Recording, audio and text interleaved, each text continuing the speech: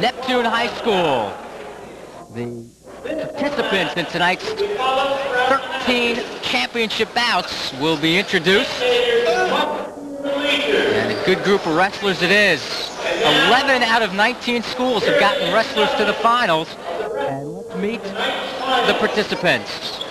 And 103 pounds. Hurst, LENAPE, Indra, Sulijoadikusumo, MANALAPAN. And 112 pounds. Madigan, Frent,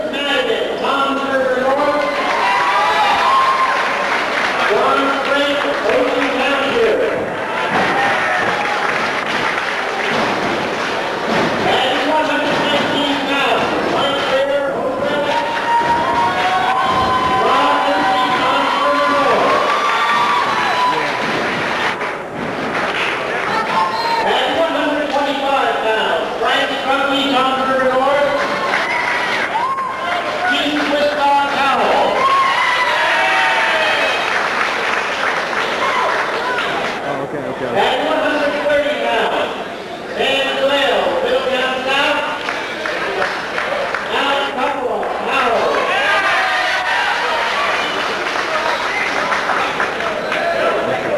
Not me.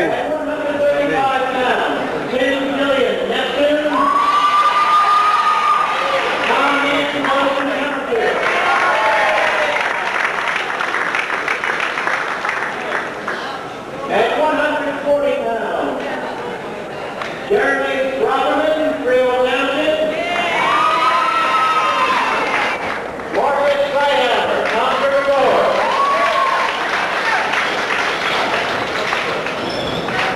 At 145 pounds, Jason Brown,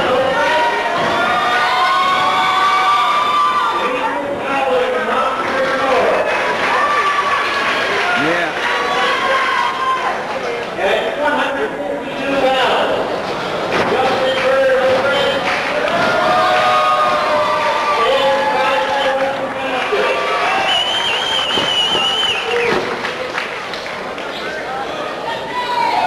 At 150 pounds, Glenn Britlock, Middle Down South. Mike Birdsall, Lakewood.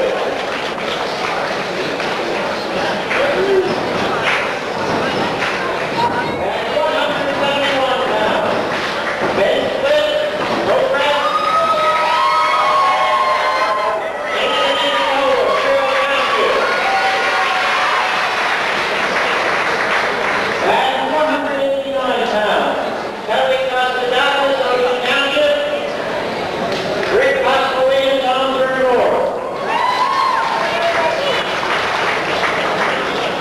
And heavyweight, Tyrone Johnson, Jackson. Steve Gray, Howell. Now please stand, ladies and gentlemen, for the playing of our national anthem.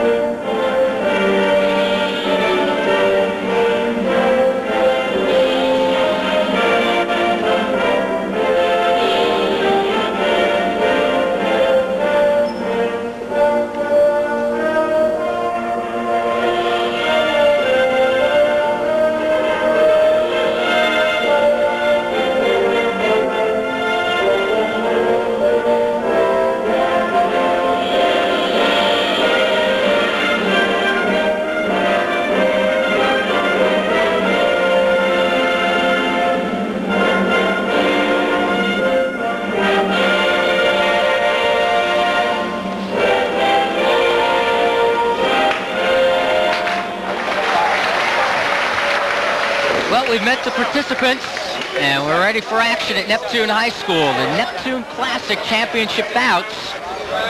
First up at 103 pounds, it'll be Justin Hurst of LENAPE against Indra Sulijoadikusumo of MANALAPAN.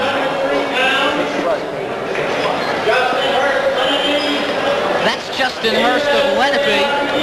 And there's Sulijoadikusumo of MANALAPAN with his coach Bill Terrell.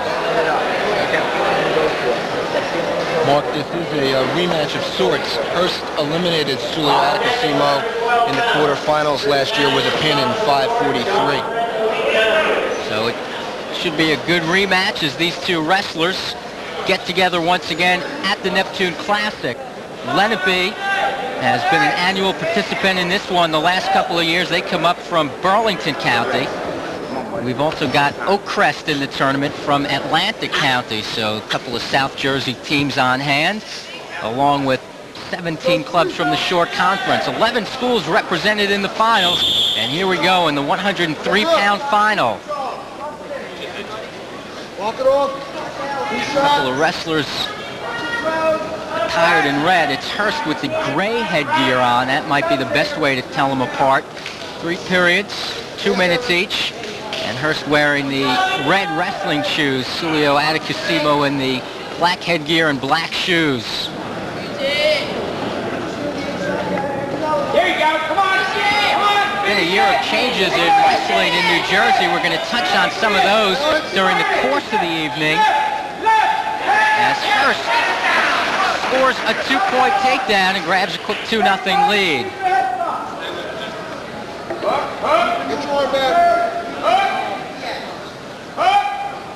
Right off the bat, you're seeing a pretty good ride by Justin Hurst of LENAPE. He's lanky but strong. Absolutely. He's been very impressive so far. He won by a technical fall in the quarters and a major decision in the semifinals. Rides very well, very strong, very long, able to keep a lot of leverage on his opponent. Sulijoadikusumo looking to work up and work out of it. He trails 2-0. The MANALAPAN junior Hand control, Indra.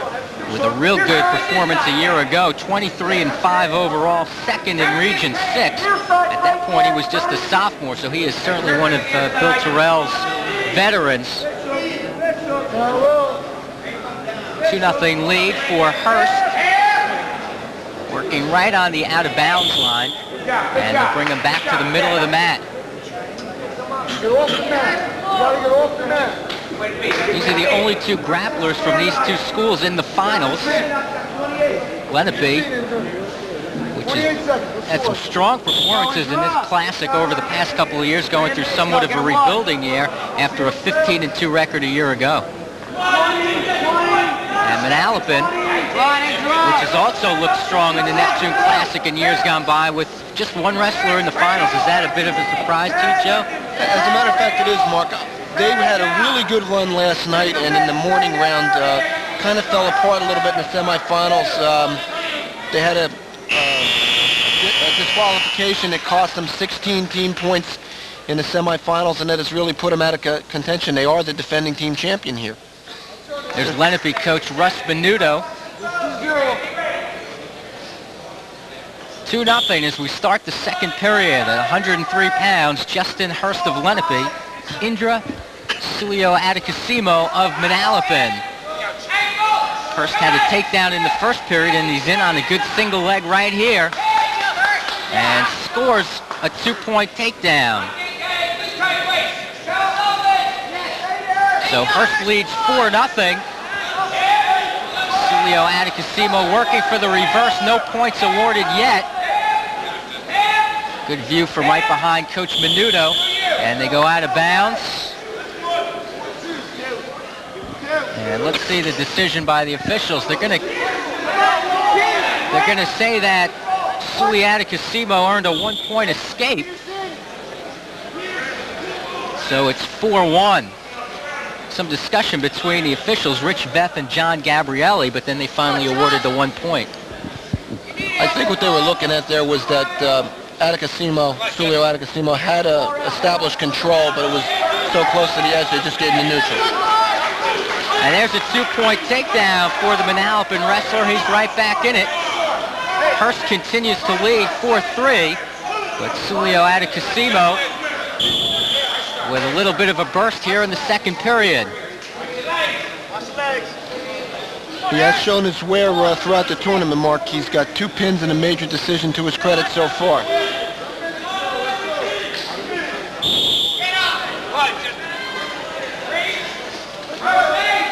Hurst up quickly. It's Sulijoadikusumo able to retain control and looking to work a pinning combination right here. With 35 seconds left in the second period of this 103-pound final.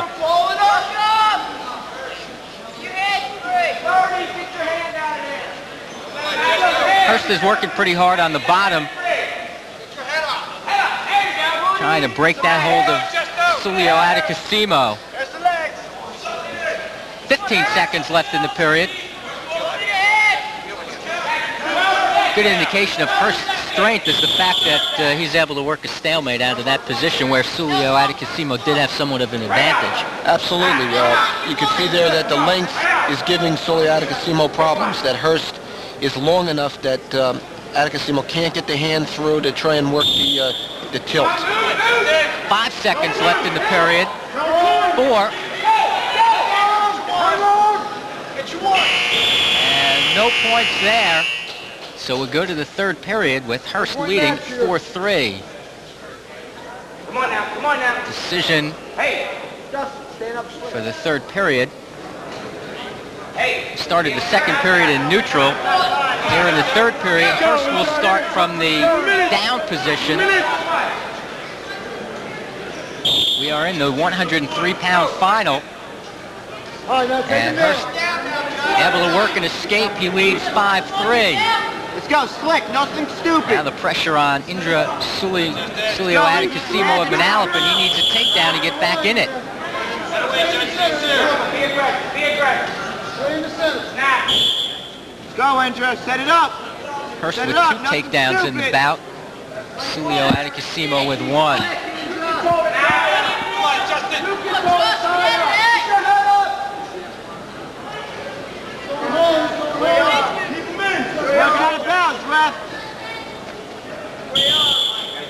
No one close to any back points at any point in this match, but the wrestlers working hard on their feet. Let's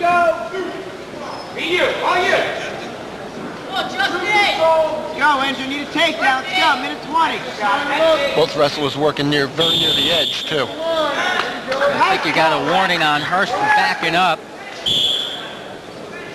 Let's go, Indra, He's trying to avoid getting taken down. Sulijoadikusumo needs that 2-point takedown, and that's exactly what Hurst is trying to avoid right here. 5-3 lead for the LENAPE wrestler, but a good shot by Sulijoadikusumo, and a 2-point takedown to tie it up, and he's going to pick up some back points. With 50 seconds left in the bout, 2 back points, and Sulijoadikusumo of MANALAPAN leads 7-5. So a good takedown. He got in real deep on that shot and was able to put Hurst on his back. Stepped through very nicely, tripped him right to his back. 30 seconds left in the bout.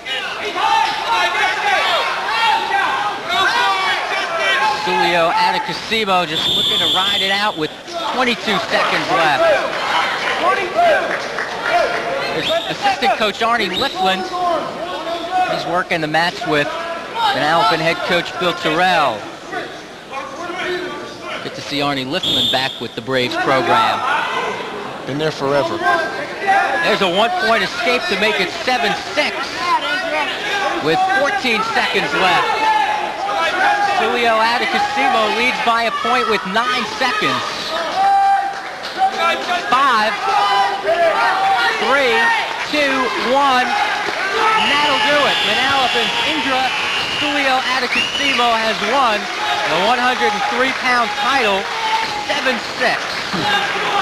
Good bout between the two 103-pounders in a rematch of a meeting last year. Hard-earned 7-6 victory for Indra Sulijoadikusumo of MANALAPAN. So that'll put us up to 112 pounds. And it'll feature John Frent of Ocean and Chris Madigan of Toms River North. Frent is the #1 seed. By the way, at 103 pounds, Hurst was the #1 seed, and he went down, as you just saw, 7-6. So now we'll get a look at Madigan and top-seeded John Frent.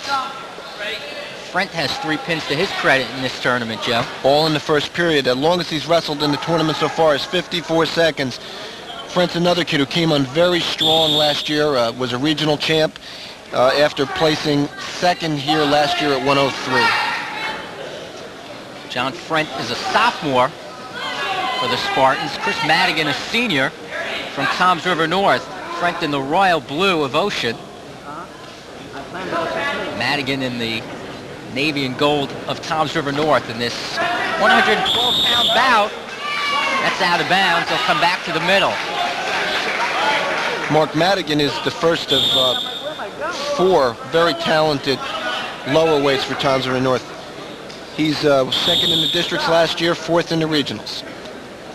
They got 6 wrestlers overall in the finals, and just looking at your team scores, Toms River North second in the team standings as we start the final round. Oak Crest is in first place, but it's a pretty good battle. Oak Crest has 4 wrestlers in the finals. Toms River North has 6.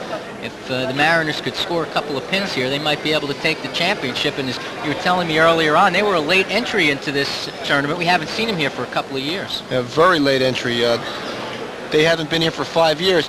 It's interesting because one of the reasons that Mike Baldy left this tournament initially was because he wasn't getting enough kids through to Saturday, and lo and behold, he has 6 here in the finals. Mike Baldy is the Toms River North head coach, and they certainly have put on a good performance. 112-pound final, top-seeded John Frent of Ocean and Chris Madigan of Toms River North. Madigan has won his matches 15-3, 11-1, and 4-3. And there's still no score in this one with 1:09 left in the first period.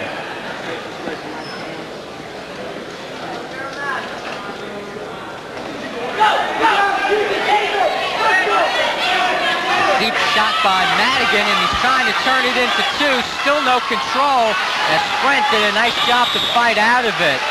Got to give Frent some credit there because he was in trouble for a minute, but able to regain himself. Although it was Madigan that initiated the action.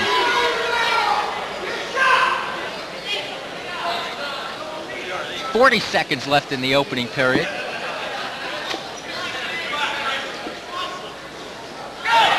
Another good shot by Madigan, and Frent able to fight that off. Frent really counterattacking well, although he just got in on a good single leg with 20 seconds left in the period, but couldn't finish it off. 2 very, very strong, 2 state caliber wrestlers going here. There's going to be a lot of that. A mistake is what's going to put a kid on top in this one. So the respective coaching staffs from Ocean and Toms River North. The Ocean head coach is Dave Ruck, longtime head coach.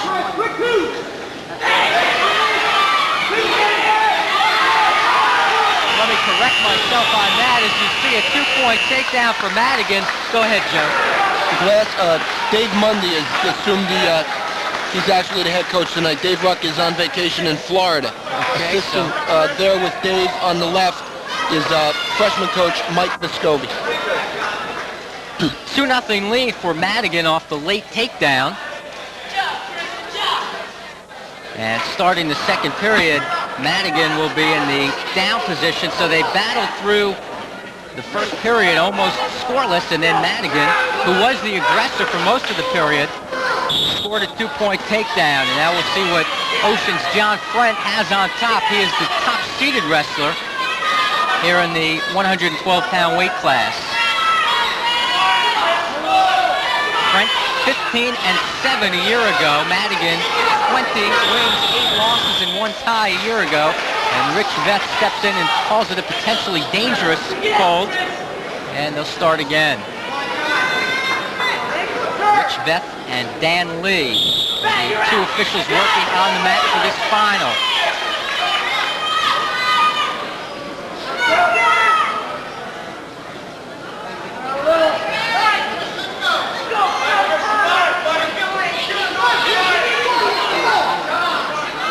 trying to work that half. Nelson has to back off of it with 1 minute and 20 seconds left in the period. And a warning on top, a warning to Frent. You know, they thought that he wasn't working hard enough for a pinning combination. You do get one warning, and then it's a point for your opponent. 2-0 lead for Chris Madigan of Toms River North. I think Rich Vest felt there that he's not coming off the legs enough to try and turn him, Mark. Well, he's trying to work that half in a couple of times already, but he's not off the legs enough to turn him. You can't turn a man with your body weight resting in the small of his back. Yep, you have to get to the side and try to drive that half across, and that's just what you pointed out. And that's going to be a penalty point for Madigan as Frent is hit with another stall. So you saw the warning, and then on the second violation, it's a point for the opponent. So Chris Madigan now leads 3-0, although he hasn't exactly been hitting too many escape moves here. No, he hasn't. But again, it's very hard to do anything with a man sitting in the small of your back. That is true. Frent is just riding parallel at this point. Now he comes to the side, trying to cradle him up, and Madigan right up and out of it. But Frent retains control as they go off the mat. So Frent apparently saw the half wasn't working, thought he might try to get a cradle, and Madigan got to his feet rather quickly on that move. 42 seconds left in the period, the second period. 112-pound final.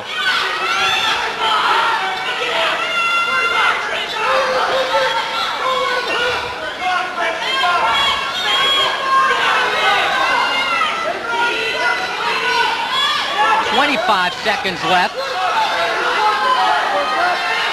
I think you might just see Rich Vest change his mind now and give a warning on the bottom here. Madigan's not working up at all either. He is not working up to his base as they stay right on the out-of-bounds line. And with 14 seconds left in the period, they'll go back to the middle. So Frent hit with a penalty point in this period. He trails 3-0. Let's see if Madigan makes a quick move on the whistle. I think the officials are looking for it right here. A lot better effort to hit the stand-up, and Madigan free for an instant and will not get his escape point as Frent maintained control. So a much better effort off the whistle, but Frent able to stay with him. 9 seconds left in the second period.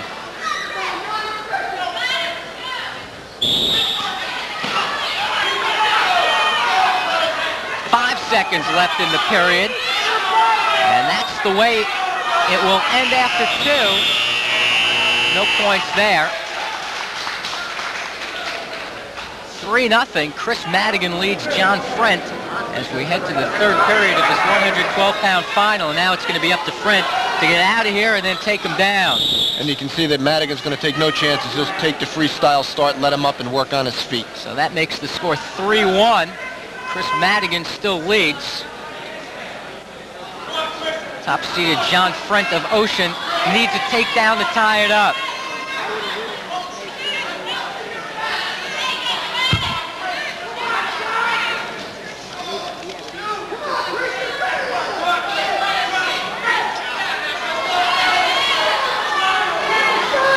Madigan doing a pretty good job of tying up Frent here. It looks good and it keeps the opponent from shooting in on you. But neither wrestler really being the aggressor right here.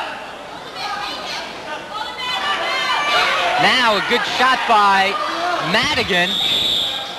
Got in deep on his single but not able to finish it off. Once again, as always, a packed house at Neptune. 19 schools in this tournament. That is one of the biggest fields ever, I would think. I think it's the largest field they've ever had. Like I said, as we mentioned earlier, let Toms River North in very late, and they've made a difference. They've made a major impact on the tournament. The wrestlers go off the mat once again. Madigan and Frent really working the sidelines.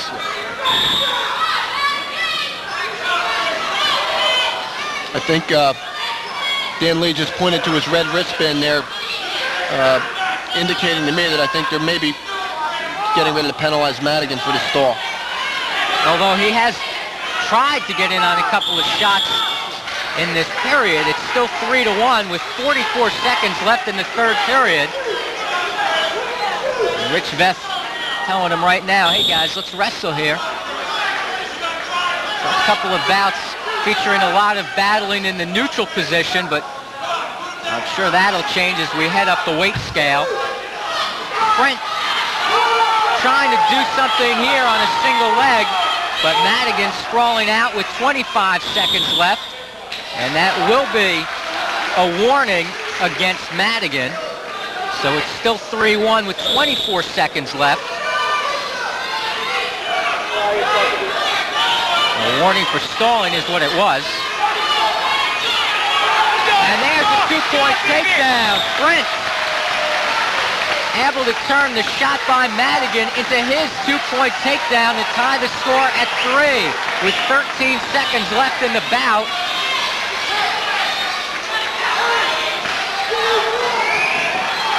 Madigan will be on the bottom. If he can escape, he'll win it. If Frent can turn him over, he may be able to score the points he needs. Caution on the bottom as Madigan started a bit before the whistle. Got a second to tick off the clock, however, down to 12 seconds left in the third period.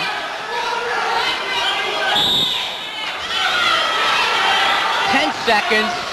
This one could be headed for overtime, and if it is, you'll see some changes you may not recognize.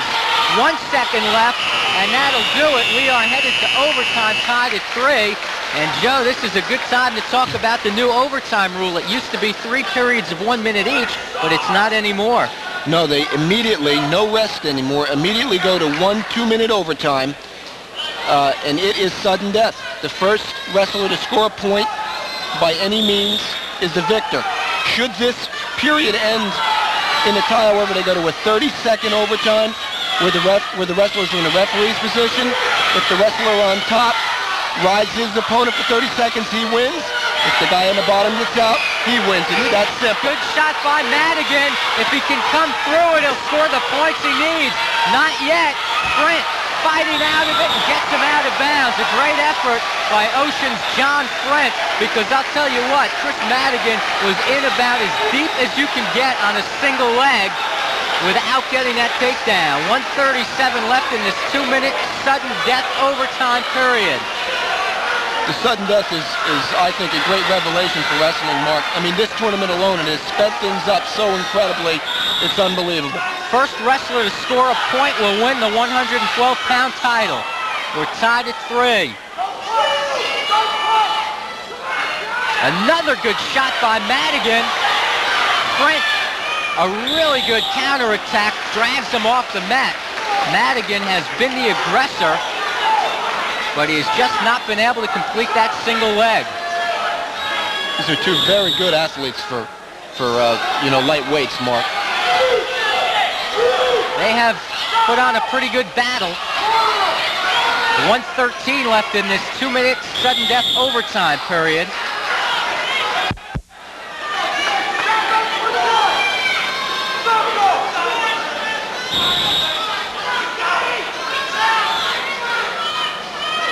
Again, the stalling could figure heavily into this because it's a point in any fashion. Madigan in on the single leg, trying to pull him down, but Frent able to kick out of it. He is tough on the counterattack, and now Frent working the advantage. Both wrestlers are working pretty hard here, though, and the officials don't look like they're looking for the stalling at this point, though. Not at this point. Had they done this a little earlier, we probably wouldn't be at this point. 49 seconds left in this 2-minute sudden death period. A little injury time here as the coaching staffs attend to the grapplers. They're tied at 3. And as Joe Zadalis told you, the first wrestler to score a point of any kind will win this 112-pound final. Don't push in. He's dead now. Shoot that low single. All right? Both of you are real close to getting hit. You both have a storm. All right? So you got to go after him. Okay? He did that low single. Alright? Just telling Frent that he might be able to, I want to say, a low single, maybe even try an ankle pick here, because Madigan and Frent are both tired, both working hard. If you can just pick an ankle right here, you might be able to work it for the takedown. Coach is well aware that Frent has already been hit with a penalty point. Madigan has a stalling, so that could play a role. But I think the officials will let him wrestle here in this 49 seconds. I think, too, that the Ocean coaching staff wants Frent to stay away from the tie-up.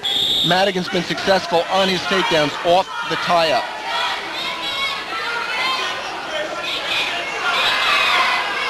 .40 seconds left in this sudden death period. And Frent, Madigan, still no control.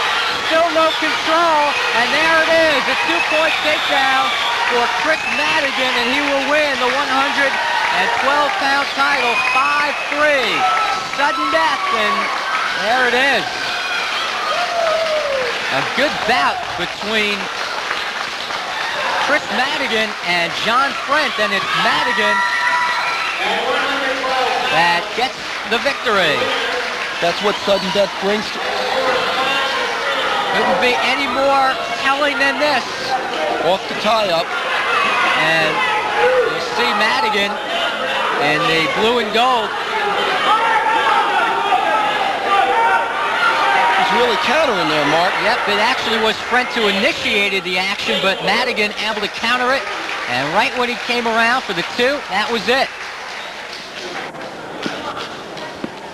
So the medals now will be given out for the 103 pounds. You saw the third place winner from Lakewood, Munir James. Second place, Justin Hurst of LENAPE. And the champion at 103 pounds, Indra Sulijoadikusumo of MANALAPAN. There you go. So that puts us up to 119 pounds. Michael Ware of Oakcrest against Rob Nucci of Toms River North.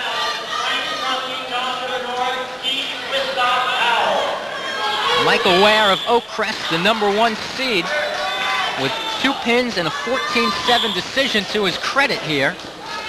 Rob Nucci of Toms River North, 2 pins and a 10-9 victory in the semis. 2 pins and a 10-9 win. Ware of Oakcrest in the royal blue. Nucci in the navy and gold of Toms River North. Mark, to show you just how tough the wrestling is here at Neptune. Ware was 32-4 last year. He lost only 2 regular season duels. One of them was here. There's a 2-point takedown for Nucci. He leads 2-0. The quality of wrestling in the Neptune Classic year in and year out has been outstanding. I think anyone who has watched it over a period of time would readily agree that many future champions on the state level, district level, and region level start out their seasons right here, and that's going to be the case once again, I'm sure. Nucci leads Ware 2-0. With 50 seconds left in the first period. Both boys were district champs last year. Ware was a Region 7 runner-up, and he was 7th in the states a year ago. A 1-point escape for Ware makes it 2-1.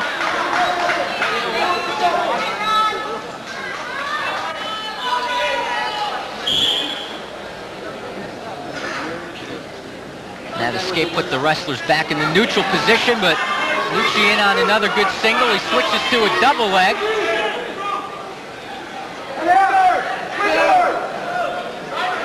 And picks up his takedown for a 4-1 lead. Referee Dan Lee indicated the takedown, so it is 4-1.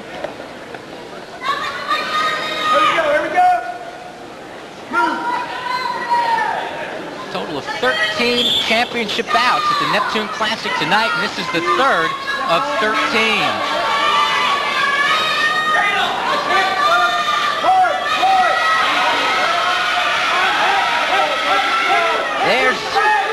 we're waiting for the indication that it is a reversal for Ware, but they still haven't indicated it, so the score is still 4-1 as the first period ends. And they're going to give him one for an escape to make it 4-2.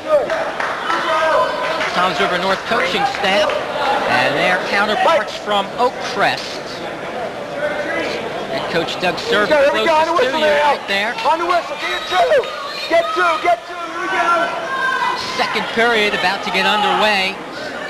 Michael Ware of Oakcrest will start from the down position.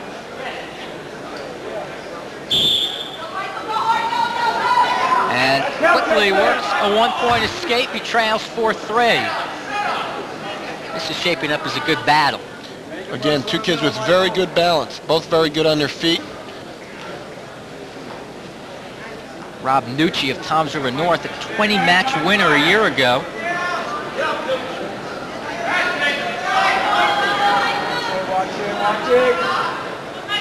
Nucci continues to lead 4-3. He's in trouble now.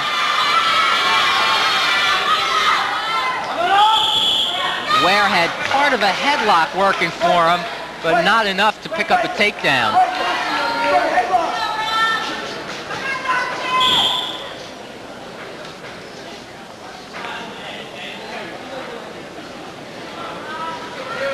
One of the things that have really helped Toms River North the last couple of years is the schedule they wrestled. Last year, North wrestled probably the toughest dual meet schedule of any team at the shore.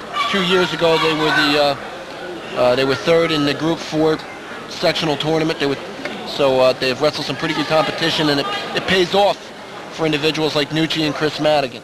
Yeah, they do appear to have a loaded lineup. 6 wrestlers from Toms River North in the finals. You touched on the sectional team championships when you talked about Toms River North. That's one of the changes this year in New Jersey wrestling. Last year they expanded the field for the sectional tournaments from 4 to 8 teams. This year they're going to bounce them back to 4. I think those number 5, 6, 7, and 8 teams just didn't show enough against the top 4 seeds to warrant keeping them in. Was that the thinking that went on? That's one reason, but the big one was money. Most of those matches lost money big time, and the NJSAA just simply cannot absorb those losses. So the sectional team championships will be back to 4 teams. On that same subject, Oakcrest along with Delsey and Brick Memorial are the 3 big guns in a loaded South Jersey Group 3 section this year. That action coming up later on in the season. Still a 4-3 lead for Toms River North's Rob Nucci.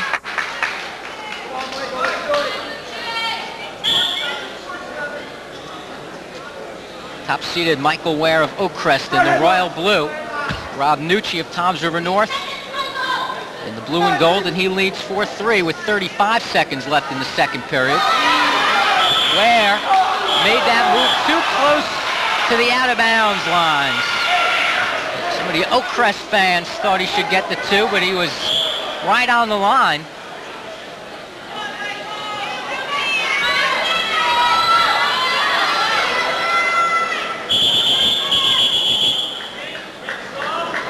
Red stalling, that is Nucci. So Ware gets a point, and we're tied at 4. Nucci had already been warned for stalling and then was hit with the penalty point. So the match is tied at 4 with 12 seconds left in the second period. And they're just trying to stall out the last 3 seconds here and go to the third, and that's what they'll do. Tied 4-4 in the 119-pound final.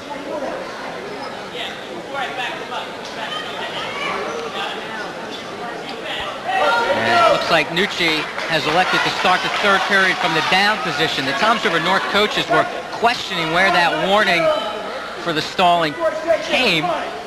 Referee Dan Lee said he did, in fact, warn Nucci before hitting him with the penalty point.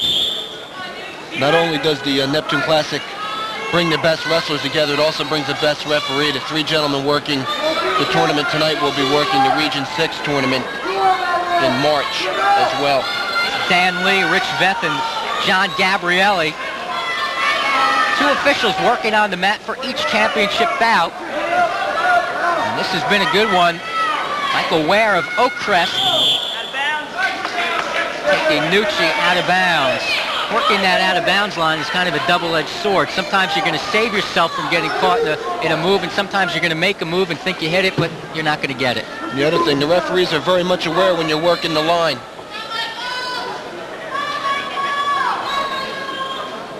Nucci on bottom, Ware on top with 1:30 left in the third period. We've already had one sudden death overtime bout. That was at 112 pounds. I wouldn't expect Ware to try and turn him very much longer. I'm a little surprised he hasn't let him up to try and work on his feet at this point.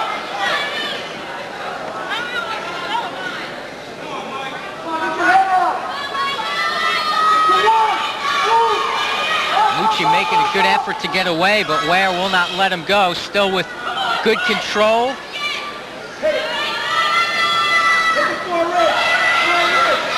Again, we go back to it, Mark. Nucci has to make an effort to get up, to get to his base.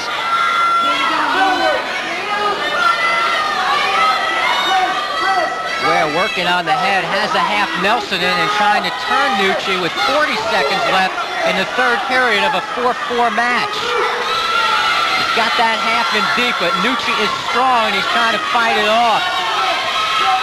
30 seconds left in the third. He had to back out of the half.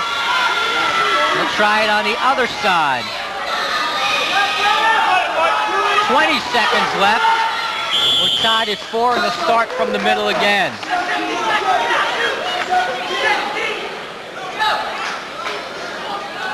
Nucci right there doing everything he can to get a couple gasps there.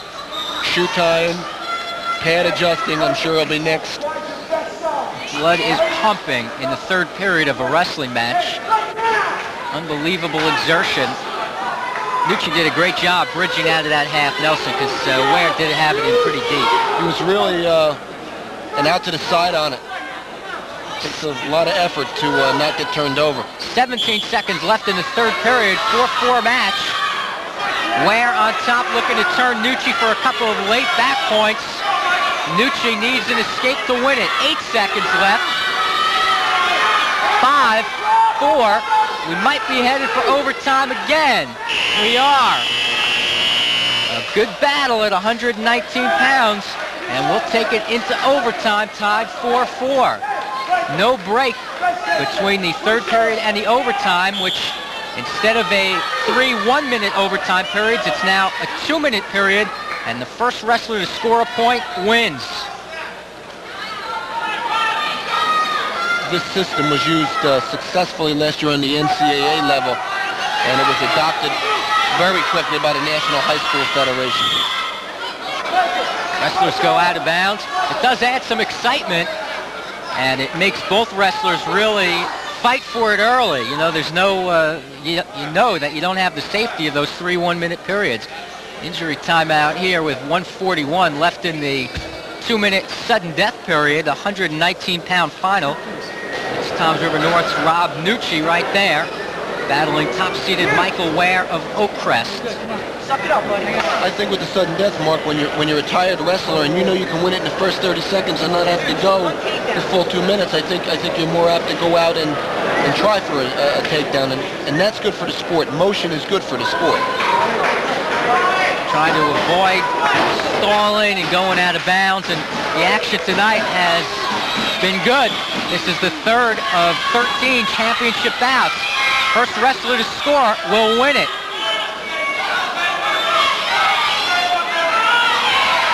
Ware trying for that takedown, and there it is. Michael Ware with a 2-point takedown wins it for Oakcrest, 6-4. Close call by Dan Lee. Toms River North coaches were trying to talk him into a roll through.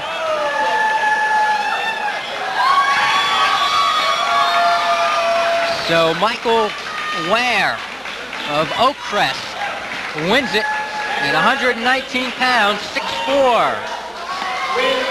Here is the move in sudden death that's going to win it for Ware. Once he gets Nucci to his back, though, a semi-pancake, he steps over. Right there. You're pretty much in control at that point, and that was the ruling. So Ware wins it. Awards being presented At 112 pounds, third place winner Adam Moskowitz of MANALAPAN. There's Adam. One of the best finals we've had here in a while. Second You know, place, John Frent a great match. of Good Ocean. job. Early in the season. And the winner, Chris Best final we've had here. Madigan. Great work. Good Getting job. his trophy from Joe Bongiovanni. Nice way to start your Christmas off. Chris Madigan of Toms River North, the champion, at 112 pounds. It was a very big bout in the team standings as well. That allowed Oakcrest to keep an 8-point lead at this point. 125-pound final coming up. Frank Strucki of Toms River North against Howell's Keith Swistock. Two outstanding wrestlers right here. Strucki, the number 1 seed, a senior, 26-5 a year ago. Swistock, a junior, 22-4-1. 22-4-2. Check that from a year ago. So another Toms River North wrestler in the finals. Frank Strucki, the top seed in the blue and gold. Swistock of Howell in the blue and gray with the red wrestling shoes. Howell will have 3 wrestlers in the finals. And Strucki made that move too close to the out-of-bounds line. Strucki rates as one of the real premier wrestlers here at the Shore. The last 3 years he's been both in the district and regional finals. All 3 years is quite an accomplishment. Swistock, a district champion a year ago.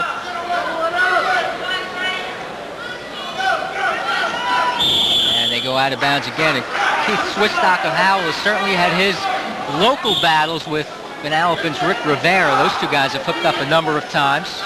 And they hooked up today in the semifinals with Swistock winning in overtime, 7-5.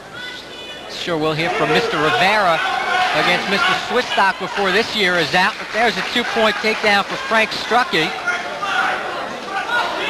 Seems to happen year in and year out. The two guys will, maybe over the course of their careers, really match up a number of times and develop a real good rivalry, and not a clear-cut winner each time. They battle back and forth. I mean, it's possible that those two boys they'll meet in the Class A North season. They could meet in the Shore Conference tournament and again in the Central Jersey Group 4 section. Right. Not to mention the individual postseason. Correct. 2-0 lead for the top-seeded Frank Strucki of Toms River North, battling Howell's Keith Swistock.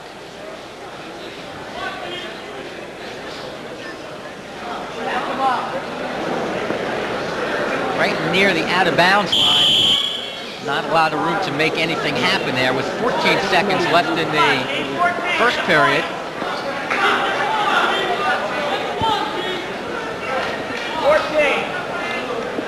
Let's see if Swistock can hit a quick move from the bottom with 14 seconds left in the first period. Got up quick with a good move for an escape with Strucki right there, and then a potentially dangerous move as he had the chicken wing in on Swistock. So they'll restart with 7 seconds left in the period. John Gabrielli right there. He could see the way Strucki was bringing him down and was right there for that potentially dangerous call.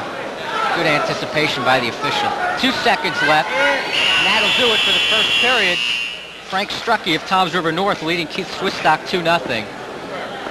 You really can't overstate the fact that officials, just by anticipating what may happen when a guy comes down to the mat, can head off a potential problem. Oh, without a doubt. I mean, there was a real good chance for a severe elbow injury there, and John, being a former wrestler, a former wrestling coach himself, stepped right in and broke the hold. Strucki starts from the bottom position in the second period. He hit a real quick sit-out, with Swistock right there to bring him back to the mat. Strucki exploded off the whistle and still going strong, gets his 1-point escape. Very explosive from the bottom. 3-0 lead for Frank Strucki. Nice ankle pick, and there's his 2-point takedown for a 5-0 lead. Again, another Toms River North wrestler working off the tie-up.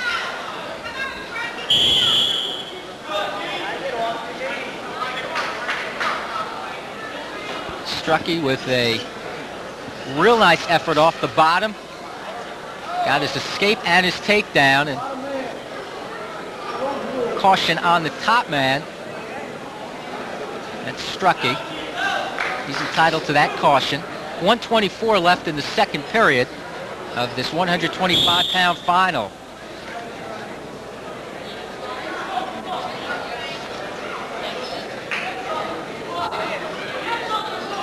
Strucky with 2 pins in 3 bouts here at the Neptune Classic. Swistock with a couple of technical falls to his credit.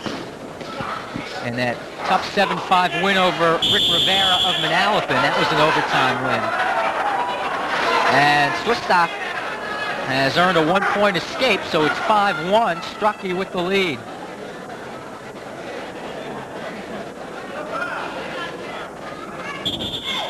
Four guys out on the mat, 2 officials, 2 wrestlers. They're talking about every point.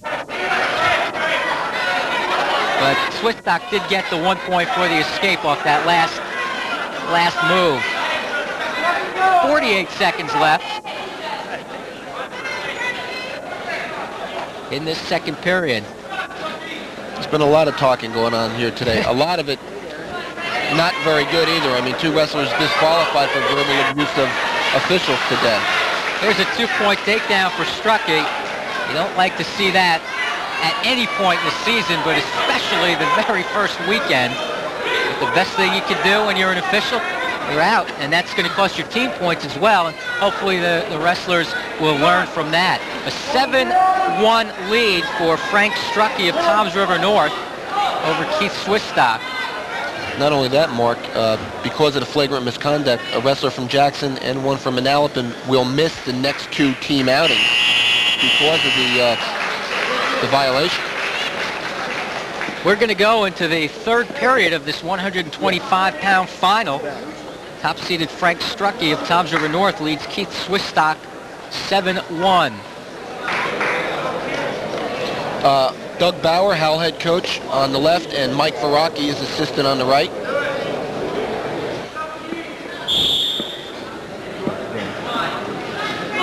A lot of successful wrestlers out of the Howell program for the last 5, 6, 7 years. Really a remarkable story too, Mark. Howell is one of the few schools at the shore that do not have a 7th and 8th grade program. Bauer gets a hold of them in 9th grade and gets them up against those older guys, and they learn a lot. There's a potentially dangerous move stopped in progress. You got to do something. He doesn't. One of the reasons for the success is the gentleman we just showed, Mike Verrocchi. He's lost some incredible, he's only lost like 5 JV matches in the last 8 years. I got to tell you, you got to tell the bottom man. 125 left in the third period. Strucky leads Swistock 7-1. Go out the back. One Howell wrestler of the very recent past who participated in the Neptune Classic and has gone on to some success at the college level, Glenn Sandel, wrestling at Trenton State College. He was one of Doug Bauer's outstanding wrestlers from the past couple of years. Doing very well at Trenton State. Swistock has his hands full in this one with Strucky of Toms River North. I'm very impressed with his strength. And experience goes a long way. Well, they just warned Strucky for stalling. He was breaking Swistock down to the mat, just trying to ride him out here for the last minute and 3 seconds. He gets warned for the stalling. Next violation would be a penalty point for Swistock. So the officials would like to see a little more work towards a pin for Strucky.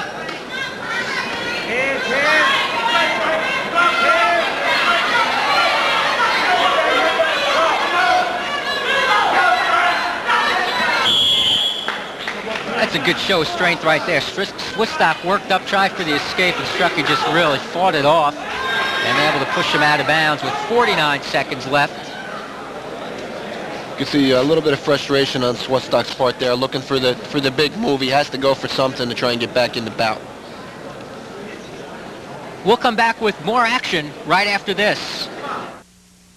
Suit up in style today at RKE Athletic in Belmar, a leader in athletic lettering for teams and organizations. RKE offers a big selection of quality teamwear to choose from and provides top quality monogramming on any garment with the latest in computerized color stitching and Polypro sew-on lettering custom designed to your specification. RKE also features professional multicolor silk screen printing with speedy delivery in any quantity. And RKE stocks a tremendous selection of college and professional teamwear. There's something for every sports fan at RKE Athletic on the corner of 16th Avenue and Highway 71 in Belmar.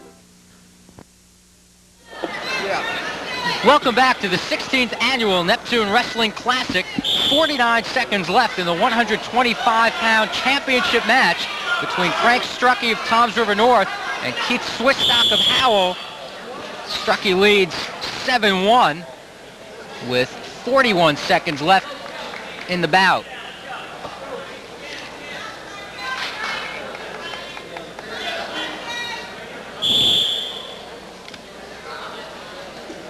Strucki with a good hard ride, but he's going to be penalized a point.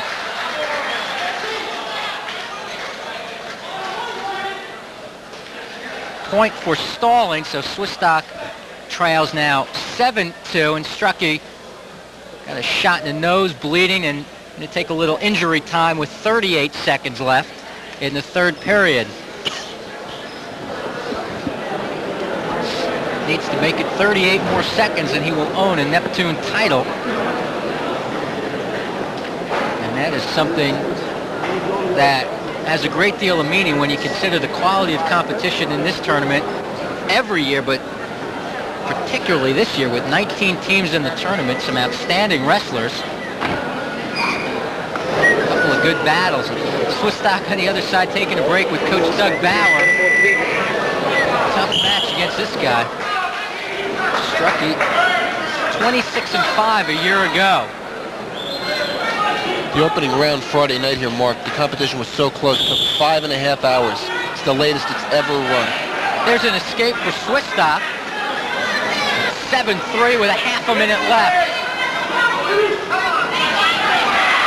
And a 2-point takedown for Strucki to make it 9-3 with 21 seconds left.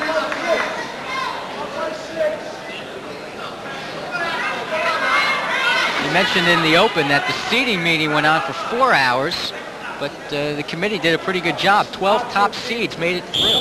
Well, pretty much it's because it has a reputation for quality. The coaches know what kids deserve first seeds and what kids don't. I mean, basically the kids who are getting top seeds here are district champs, region champs, state place winners.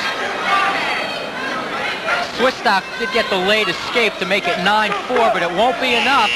And Frank Strucki of Toms River North wins the 125-pound championship over Keith Swistock, 9-4.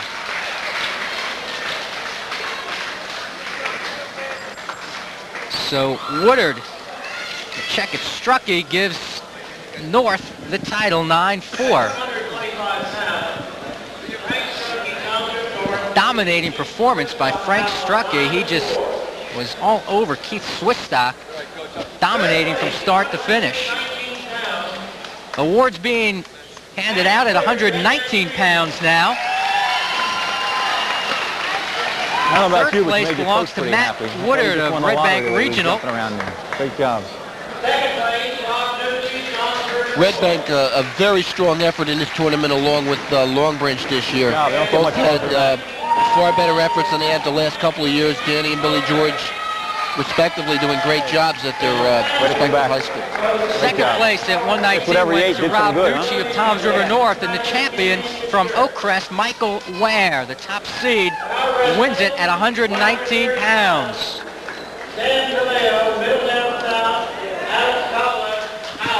So that brings us up to 130 pounds. Sam DeLeo of Middletown South against Alex Kabalev of Howell. Second of 3 Howell wrestlers in the final. Sam DeLeo, 27-4 a year ago, a region champ, a senior, an outstanding wrestler. Kabalev, 20 wins, 5 losses, and a tie a year ago. He was a district winner. DeLeo, Mark, is actually coming down a weight. He won his region title at 135 last year. and is now down one weight class at 130 pounds, and apparently feels very good too. It's unusual to see a guy at the middle weights drop down from a junior to a senior year. Very rare. DeLeo really had his problems in the opening round. He only won 14-9. He needed 5 points in the last minute or so to escape, to pull away. If you can see in his uniform, he has a little padding. He's had a little bit of a rib injury for the last couple of weeks. Kovalev wearing the red wrestling shoes, DeLeo in the black, as both wrestlers in blue and gray. These two guys could, of course, meet again in the Short Conference A North dual meet season.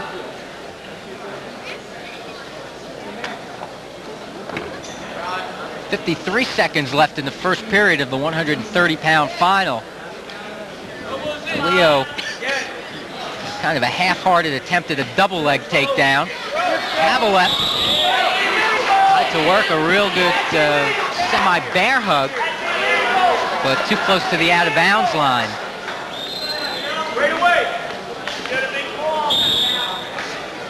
Kovalev with a couple of close wins, 3-1 and 6-2.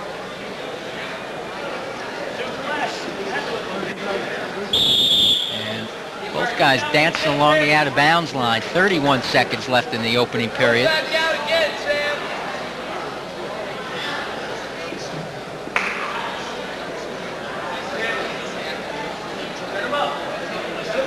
Good look at Sam DeLeo, 27-4 a year ago.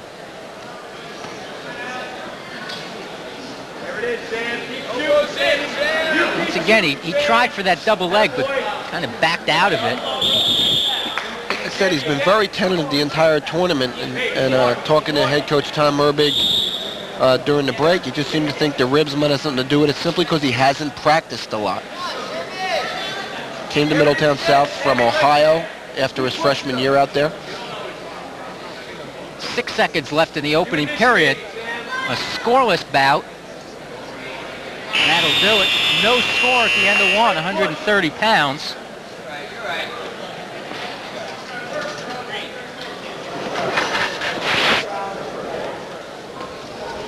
There's the South coaches. It's head coach Tom Merbig. We have a little more blood flowing too, Mark. A couple of guys getting banged up in the early going. Pictures, want to rent it? Okay, you're done. What do you want? DeLeo's all right. And we'll head to the second period. Kovalev will start from the top position.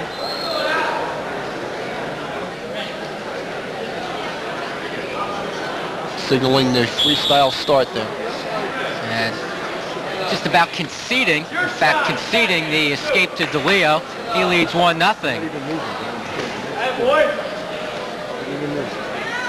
Kovalev perhaps feels he can work something here from the neutral position. He wasn't able to in the first period, but he may get a sense that DeLeo's shots aren't as aggressive as they have been in the past.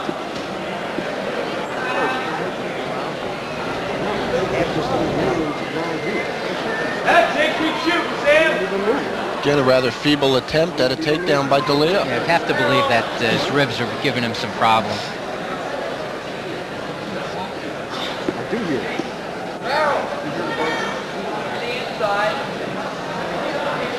1-0 lead for Middletown South Sam DeLeo in this 130-pound final.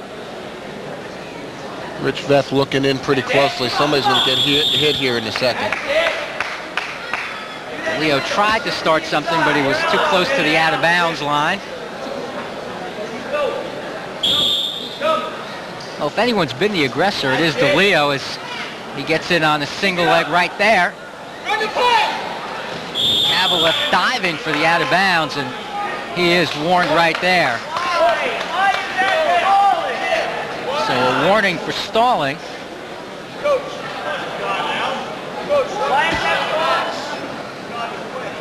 Kovalev saying that's the only way I could get out of that single leg was to go for the out-of-bounds. Again, a lot of talking going on out there. DeLeo trying to tell him that he should be getting a point for... I don't remember another caution, though, but Rich Veth is going to stick that caution with Kovalev, so he's got to get a little more aggressive in a neutral position. He hasn't done any shooting thus far. Hasn't come off the head at all. Now, 45 seconds left in the second period. 1-0 lead for Middletown South Sam DeLeo.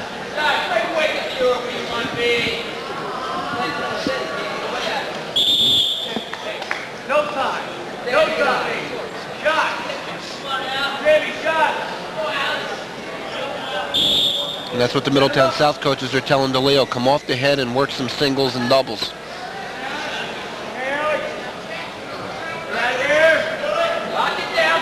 20 seconds left in the period. Kovalev with that same semi-bear hug move that he tried in the first period, but pushing DeLeo out of bounds. Not a bad thought, but that's the kind of move you almost have to start in the center of the mat. DeLeo made a move, and he's not going to get it. Not going to get the takedown.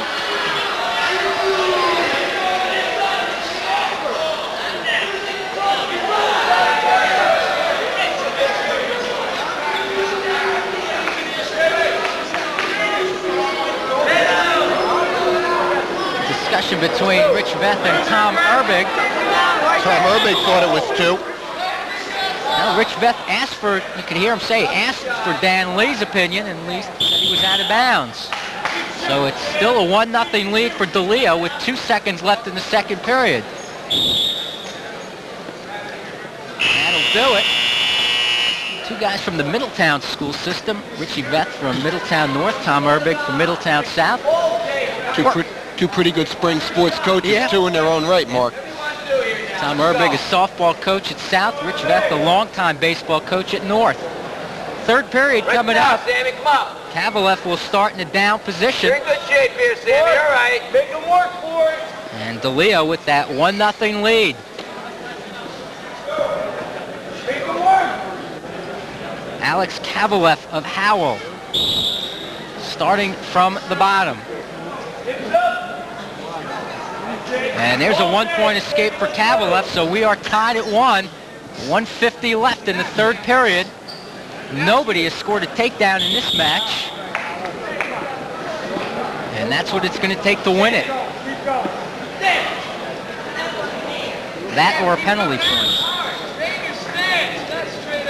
And that's what we're nearing again. Kovalev has already been warned for stalling.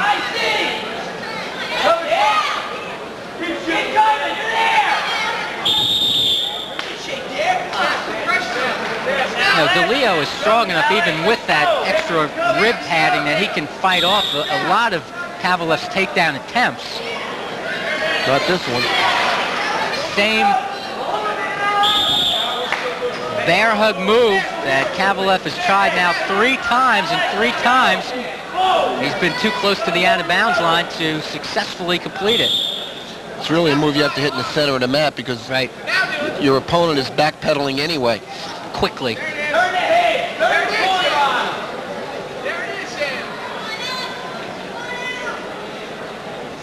1-1 tie, 1:10 left in the third period.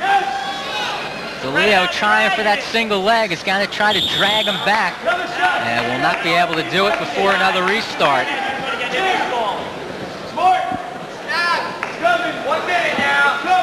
1:04 left in the third period. A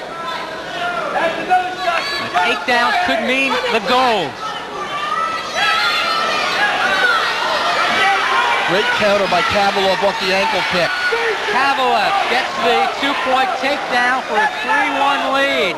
DeLeo initiated the action, but Kovalev able to counter it and take a 2-point lead with 40 seconds left.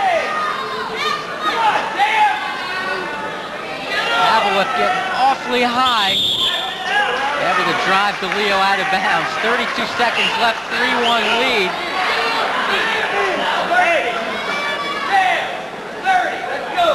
Kovalev should be thinking about trying to ride him out. 32 seconds left.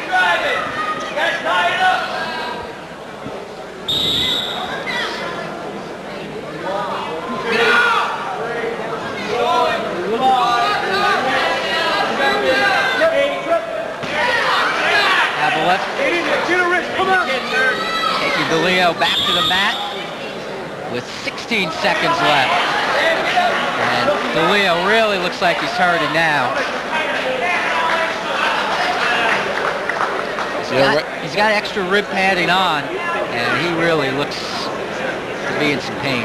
And it wasn't off the move. We should point that out, because Kovalev did put him back to the mat in a very careful way, because as you know, if you slam your opponent back, it's going to cost you a point or the match. The way the injury was described to me was that he has torn the muscle away from the last rib on his right side, and anytime he overextends himself, he just tears that muscle a little bit more. It almost looks like what he did there. He's sort of fighting off with a whizzer. 16 seconds left in this third period. Alex Kovalev leading 3-1. This is Sam DeLeo taking some injury time. He's tough. He wants to battle these last 16 seconds. I'm sure Alex Kovalev received instructions from Doug Bauer, give up 1 and not 2 points right here. See what DeLeo has from the bottom. A good attempt to get up. And going for the reverse, and there you go, a 2-point reversal for Sam DeLeo, and just what you said, giving up the 2. He's also going to get the reversal and a penalty point because Kovalev was locking his hands. So DeLeo, with that excellent reverse, gets that and the penalty point and leads 4-3 with 9 seconds left. Good hard switch there. And Kovalev's out. That's a 1-point escape to tie it at 4. 2-1. That'll do it. We're going to overtime. An outstanding final 30 seconds from Sam DeLeo and Alex Kovalev. No break. Remember, as we said, the 2-minute sudden death overtime. The first person to score will be the champion at 130 pounds.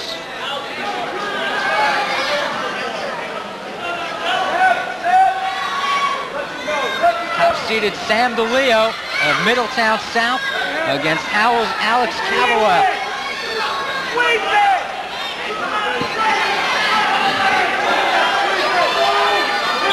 In the past, when the wrestlers were tied at the end of regulation, there were 3 one-minute overtime periods. Now there's a 2-minute period, sudden death. The first person to score wins it right there. Really clashing styles here. You have DeLeo, who's more of a single-double man, and Kovalev, obviously an upper body guy.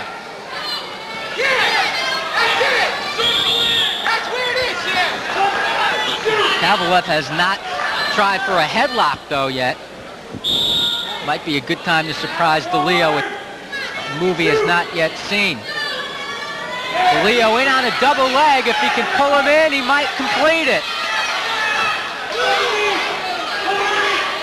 Are they going to say it's inbounds? DeLeo trying to pull him in. A good fight, and it's Kovalev that gets it. Alex Kovalev able to counter the double leg and pick up the 2-point takedown and the win. 6-4 over Sam DeLeo. Again, Mark, on the counter, countering the offensive move by the opponent. Alex Kovalev, the winner, at 130 pounds. Take another look at it. DeLeo was in on a double leg, tried to switch to a single and just couldn't hang on. It almost looked like Kovalev was able to sweep DeLeo's foot out from under him. And a happy group of Howell Rebels behind their teammate, who wins it 6-4. Good hard work. At 125 pounds, third place went to Greg Bomano of Long Branch. Second place, Keith Swistock of Howell. And the champion, Frank Strucki of Toms River North. This trophy from Joe Bongiovanni, the Tom's River North wrestler Frank Strucky, the winner, at 125 pounds.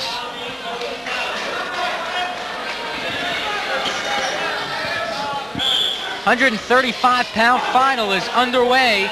Top-seeded Tom Means of Ocean and Tom Killian of Neptune at 135. Killian, a bit of a surprise, beat second-seeded Mike Duffy. And he's earned his way into this championship round. Well, Killian's a pretty good wrestler, Mark. He's really one of the better stories out of this tournament. Academically ineligible for almost a year and a half, and came back and appears to have picked up where he left off. He wrestled very well here as a sophomore.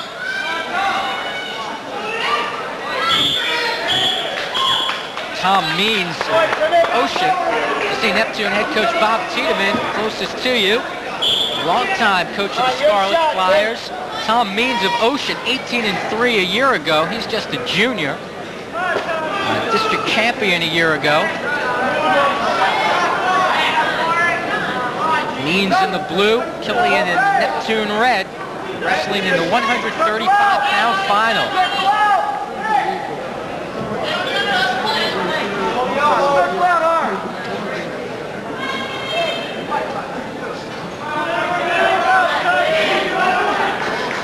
Both wrestlers starting out aggressively, and that's a good sign.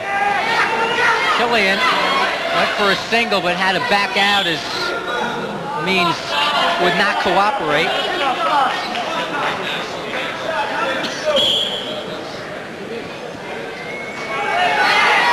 Killian in on another single leg attempt. Off the mat. He is an aggressive wrestler. Two physical wrestlers out here. A lot of cross-facing going on. Bodies are really being thrown about. Killian trying to get his head through while Means will try to spin around. Still no score in this first period. 15 seconds left.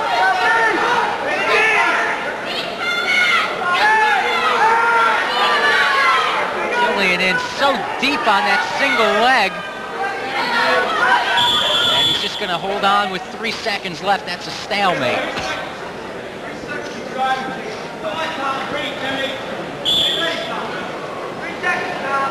That'll do it for the first period. No score at 135 pounds. Means defers. Means defer his choice. And Killian from Neptune will start the second period in the down position.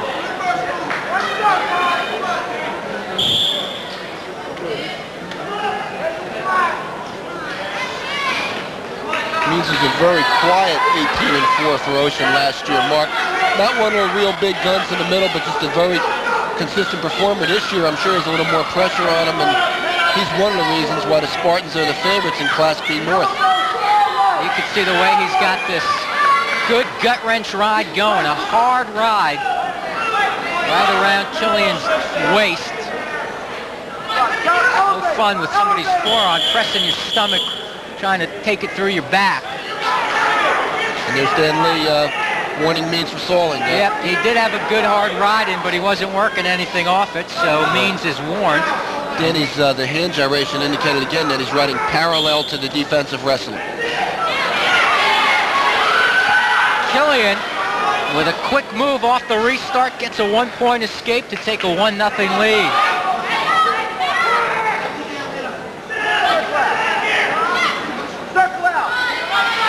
Killian came off the whistle like a shot, and because of it, he leads 1-0. Tom Killian of Neptune, maintaining his aggressiveness. Means of Ocean's been fighting off a lot of takedown attempts.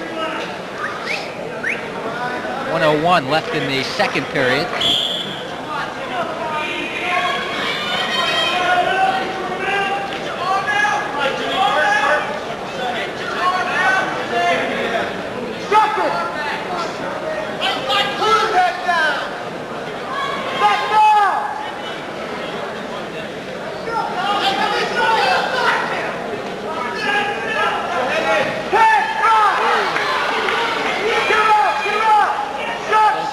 still in the neutral position with 30 seconds left in this period. Means with a nice duck under for a 2-point takedown. That was outstanding. He leads 2-1. He hit it quick, very sure of himself on the move, and that's what you have to do. Almost no time to think about it. Just hit it. And that's what Means did to score that takedown. Killian doesn't seem to have as much spark as he did early in the first period. He was going hard. And as the second period comes to an end, Tom Means of Ocean leads Tim Killian 2-1. There's assistant coach Dave Mundy on the right and assistant freshman coach Mike Vescovi on the left. The Ocean staff. 2-1, you're winning, Tommy. 2-1, you're winning. And as we start the third period, Tom Means, the top seed at 135, will be in the down position.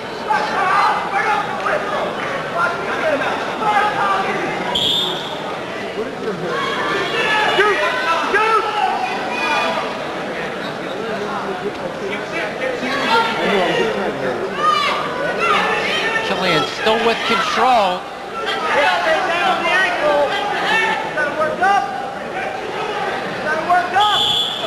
That'll be a stalemate. Come on, Tommy, right up.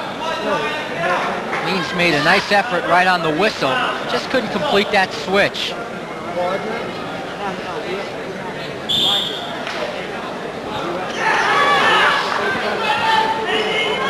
Killian trails 2-1, so he needs to make something happen on top.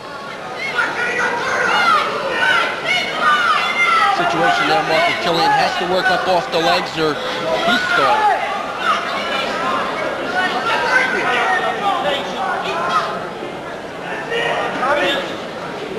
His problem in that position, though, was if he let go of the legs, Means was going to be able to complete that switch because he was in good position with his hips out from underneath Killian.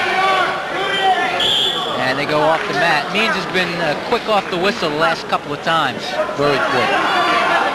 That's the name of the game. If you're going to get out, you have to be first. Yeah, that is the key. Right on the whistle is your best chance if you're wrestling from the bottom to hit your stand-up or your switch.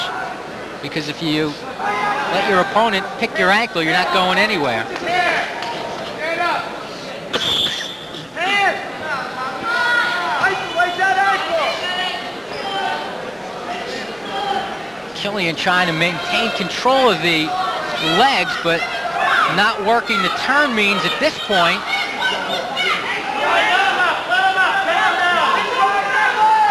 Tom Means of Ocean in the blue leads 2-1 with 40 seconds left. Again, Lee warned Killian for stalling, not advancing his position from the legs. 40 seconds left in the third period. Tom Means on the bottom with the lead.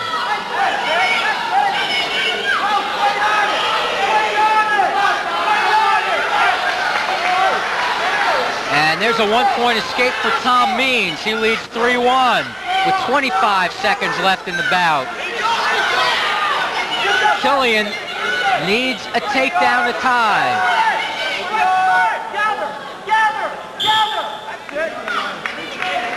Tim Killian has been aggressive in the neutral position. He doesn't have a takedown to show for it yet. But he needs one to tie it up.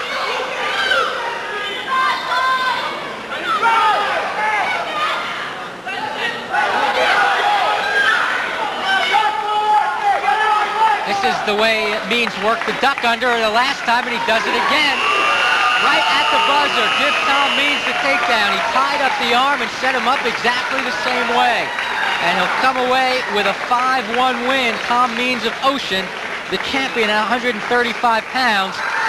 You can take that duck under to the bank because he worked it to perfection 2 times exactly the same way.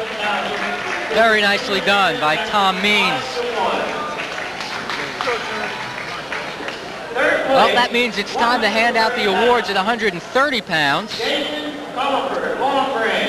Joe Bongiovanni is going to do the honors. Jason Comerford of Long Branch at third place. This is the 130-pound winners. Second place, Sam, Sam good DeLeo job. of It's a tough way to Middletown lose it. You South. don't get any closer than that. Good work all the way through. And the champion at Congratulations. 30 pounds. Good from job in Howell the High final School, there. Alex Right up here. Cavalier. There he is.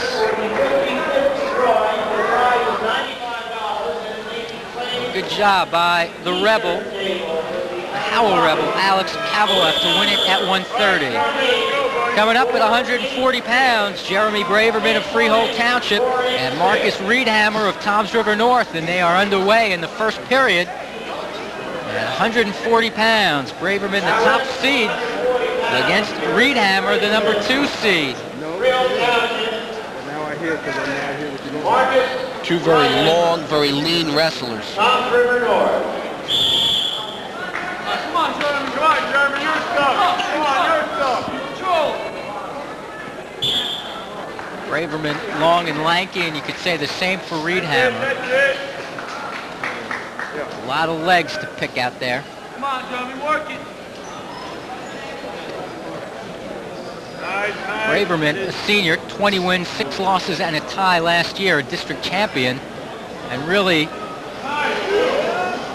a rock in the middle of the Freehold Township lineup. He gets his 2-point takedown and leads 2-0. Watch your back. Watch yourself, Jim.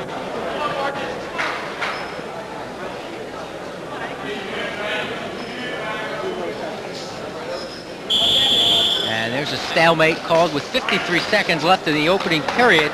Jeremy Braverman leads Marcus Reedhammer 2-0. Reedhammer with 3 pins. That's about it. All it takes is all you got. 3 pins for Reedhammer to get to the finals. He was 16-9 a year ago for Toms River North. That's it, Jay, that's it. You control the hands, you control the hands. Braverman with a leg right in. Haven't seen too many guys on top wrestling with a leg in this year, Joe. No, it's kind of changed. For a while it was very in vogue. How's about the only team, Howell and Brick Memorial, are two of the teams that use it more predominantly than anybody else. Possible defensive pin right here. Reedhammer nearly able to turn Braverman. Still a 2-0 lead for the Freehold Township wrestler with 8 seconds left. And another stalemate. Braverman got caught up with the leg a bit. He looked to be working for a possible guillotine. And Reedhammer nearly turned the tables on him. 7 seconds, come on.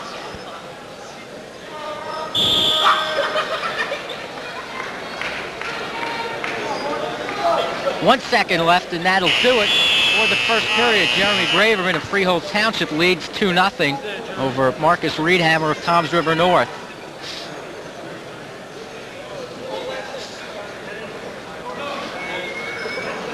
Second period will start from neutral position All right, on the Jay, your left. stuff. Come on, buddy. Dr. Schmiedel in the Come on, white Jeremy, sweater, come on, you. longtime coach at Freehold Township.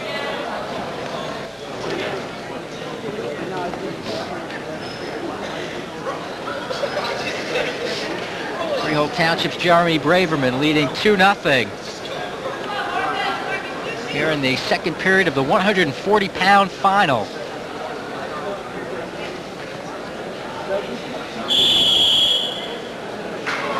All right, Jeremy. 13 championship bouts is the lineup tonight at the 16th annual Neptune Classic. Freehold Township has 2 wrestlers in the finals. Later on, we'll see Anthony Vitola. Reedhammer in deep on a single leg. Now can he finish it off? Control it, Jay. Get your legs back. Straighten it out. Get your legs back. Get it back. Get it back. Don't let him lock that head. Good position here. Reedhammer still hasn't gotten the 2 points. And Braverman working to counter it. Control it, Jay. Control it. Good job, Jeremy. And they're still in the neutral position, so Reedhammer just unable to finish off the move, although he did have pretty good form at the start of it. Well, that's what happens when you have 2 very long, very tall wrestlers. And Reedhammer will use a little injury time here. He trails 2-0 with 1 minute and 2 seconds left in the second period, the 140-pound final. Among the other changes, we've touched on a couple of the changes in high school wrestling in New Jersey this year. Perhaps one of the biggest is the fact that the state championships will no longer be held at Princeton's Jadwin Gymnasium. They're moving south to Atlantic City. For the first time in 19 years. It just became, again, and it's sad to say, but it became a matter of expenses. I mean, last year's state tournament netted $1,500 for the NJSIAA, and it's just not enough. They cannot survive taking in that little on one of their more prestigious events. And the state finals are certainly an event that always has drawn a full crowd, a full house to Jadwin, but this year the state finals will be moved to Atlantic City. I guess it's Convention Hall? Yeah, that's right, Atlantic City's Convention Hall. And from everything I've read and heard, Atlantic City is very, very excited about having them. They went out of their way to make it very attractive to the NJSIAA, and I think it was time for a change, Mark. I really do. So that's what these wrestlers are ultimately aiming for. And it all starts this weekend at the Neptune Classic. There's a 2-point takedown for Braverman. He leads 4-0. With 20 seconds left in the second period. Braverman goes to a leg ride again. Reedhammer trying to reverse it.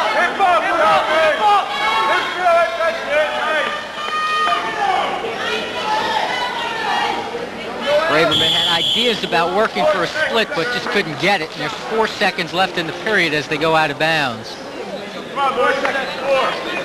Another injury timeout for Reedhammer as you see the officials and part of the crowd on hand at Neptune High School. This is an annual event, the first weekend of wrestling for high school wrestlers in the Shore Conference. A little work being done on Marcus Reedhammer of Toms River North. Right now, what do you have the team standings at, Joe? Unofficially, I have Oakcrest at 159.5, followed by Toms River North at 155.5, and HOWELL at 139. It's a very big match for Toms River North, a very big bout. If Reedhammer could come back and defeat Braverman, he could put his team right near that lead. They trail by just a couple of points in the race for the team champion. Those awards will be handed out after the completion of all 13 championship bouts. Outstanding wrestler, along with the team championship.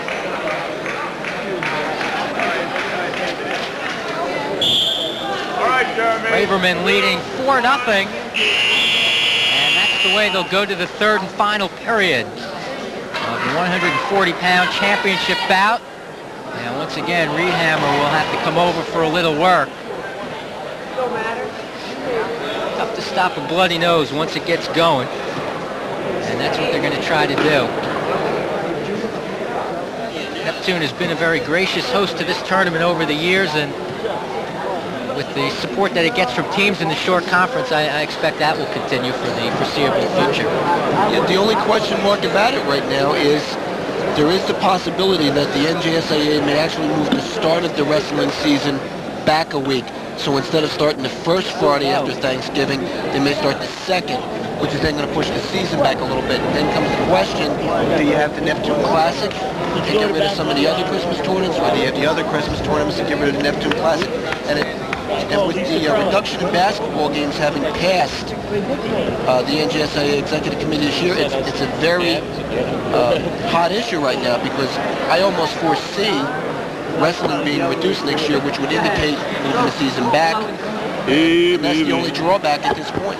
It would really be a shame to see this tournament go by the boards, because throughout the 16 years that it has run, it has featured outstanding wrestlers. I mean, the competition at this point in the season is really top-notch. And you can't overstate the fact that a lot of people who have wrestled in this tournament have gone on to win district, region, and state honors. And it would really be a shame to see this one go by the boards. But that remains to be seen. Right now, we're in the third period of the 140-pound final between Freehold Township's Jeremy Braverman in the gold and Marcus Reedhammer of Toms River North in the dark blue.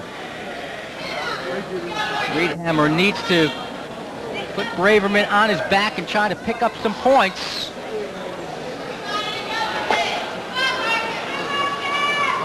These two wrestlers really mirror each other. Reedhammer himself works with a leg in. Right.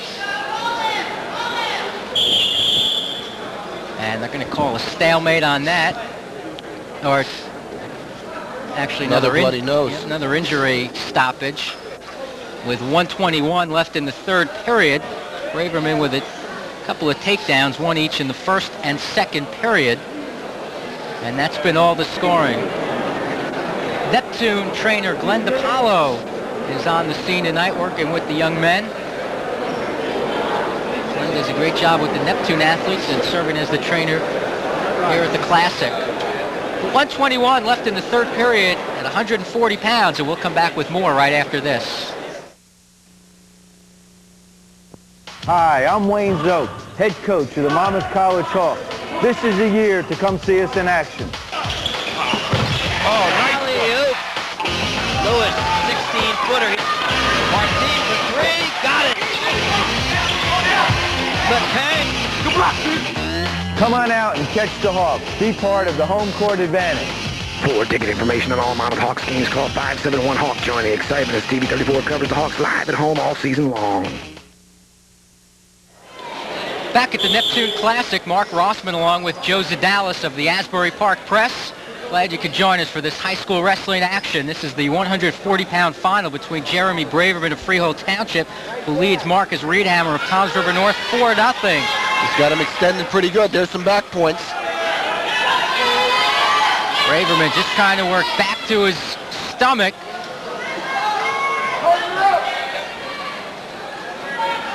Did Gabrielli get in 2 counts? Doesn't appear he did. I don't think he's going to get any back points for that. It was close. I saw at least 1 count. I didn't. So it's still 4-0 with 39 seconds left. Reedhammer trying hard to turn Braverman, who has just been warned for stalling on bottom. Reedhammer has the arm barred and trying to figure 4 the head. Braverman trying to fight out of it.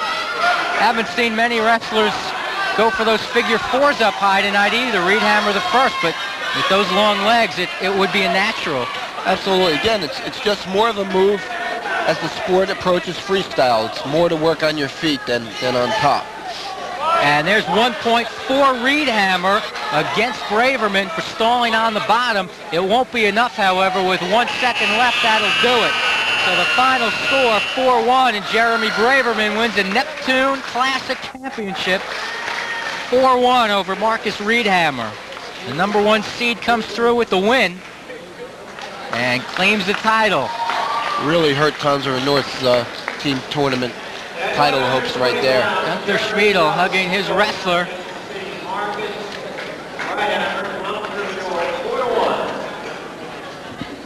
So that's the 140-pound bout, and now they'll present the awards at 135. 135 pounds, Mike Duffy of Howell, third place winner. Hey, Timmy, nice job. Second place, Tim Killian of Neptune. You'll be all right. Stay tough. And taking the trophy at 135 pounds from Ocean Township High School, Tom Means. 5-1 winner over Killian in the championship. A good performance by Tom Means, who takes the 135-pound championship. So now we're up to 145, better than halfway through. Demetrio Howland of Toms River North and Jason Brown of Oakcrest. Howland of Toms River North in the blue and gold, Brown of Oakcrest in the royal blue. Howland knocked off the number 1 seed at 145 pounds. That was Dom Giorgiano of Jackson. So he has earned his way to the championship.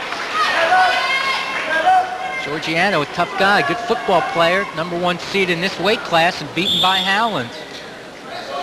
Brown had a bit of an upset too. He eliminated the 2nd seed, Will Grimmer of Rumson, in the semifinals. He's pinned his way through the tournament.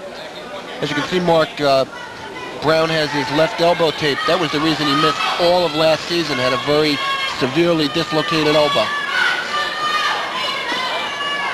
Wrestler still fighting in the neutral position. If Howland could free his head up, he might get the takedown, but Brown doing a good job to fight out of it and counter it.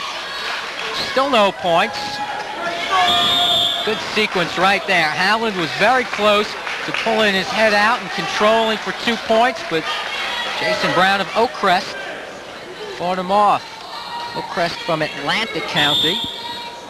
Its second year here in the Neptune Classic. 50 seconds left in the first period.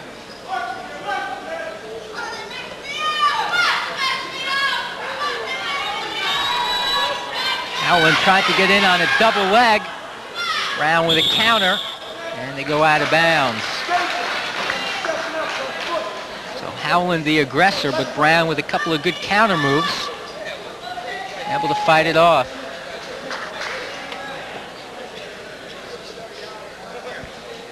With 40 seconds left in the first period.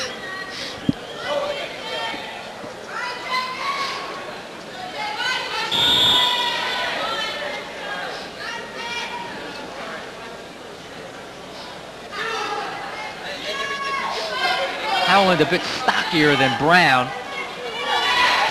Brown working for the 2-point takedown, gets it with 23 seconds left in the period for a 2-0 lead. Had his supporting points inside the circle, and that's why he was awarded the 2. And we have a little more blood. 19 seconds left in the first period in the 145-pound championship. Somebody stole Mom's kitchen towel there. Long trip up for the Oakcrest team, but they get some good competition here. Yes, they certainly do, and why they come up here is they see kids they're not going to see all year. You see Harry Whitley there. The entire Oakcrest team stayed at his Brick Township home last night. Same as they did last season, if I recall. Here's Harry with the glasses, his back to us. Really built Wall into a tremendous program in the 70s. One of his pupils is Howell head coach Doug Bauer. Harry Whitley is the assistant coach for head coach Doug Servey at Oakcrest. As Glenn DiPaolo works on Jason Brown, 19 seconds left in the first period. There he is, Harry Whitley, assistant coach at Oakcrest, formerly at Wall High School. Also a short conference referee for many years. So a break in the action at 145 pounds. A couple of guys that fought their way through the top 2 seeds. Demetrio Howland of Toms River North. The top-seeded Dom Georgiano of Jackson. He's a junior, 8-12 a year ago, but his development could certainly be a key factor for Toms River North this year. Without a doubt. Good build up top. He had a brother, Jorge, who was a standout for the Mariners a couple of years ago. Comes from a wrestling family. That's what they're wrestling for. Team championship is on the line at the Neptune Classic. Brown with a 2-0 lead. Howland with a quick escape for 1 point to make it 2-1, and they're back in neutral.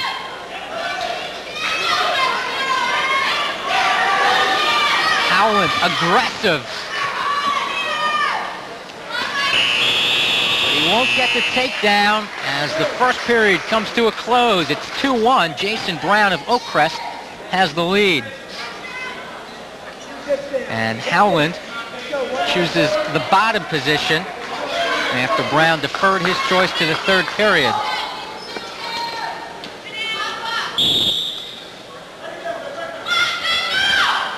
Second period of the 145-pound championship match between Demetrio Howland of Toms River North and Jason Brown of Oakcrest.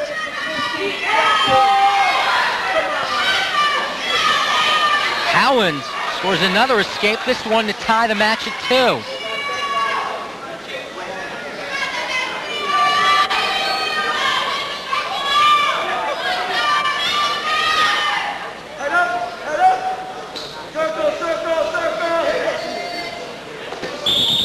Howland tried to work a duck under, too close to the line. Seems to be having a little bit of problem with the height Brown has on him. Doesn't seem to be able to finish anything off. seems to always be running into a leg. Howland has been the aggressor in the neutral position, but he's not able to complete it. Let's see how he counters this single leg attempt from Brown. Might be a good time to try a crossface, but Howland not going to it. And that's going to be a stalemate. He content to just try to kick out of it, but that didn't work, but he does get the stalemate. 1:01 left in the second period, tied at 2.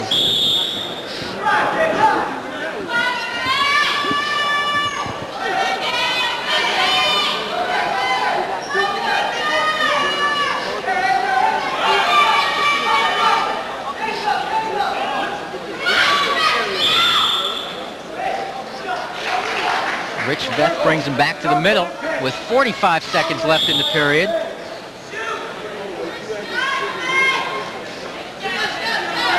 Howland has 2 escapes. Brown has 1 takedown. That's all the scoring there's been. Again, going for that little barrel roll or the dump. But no control by either wrestler with 23 seconds left.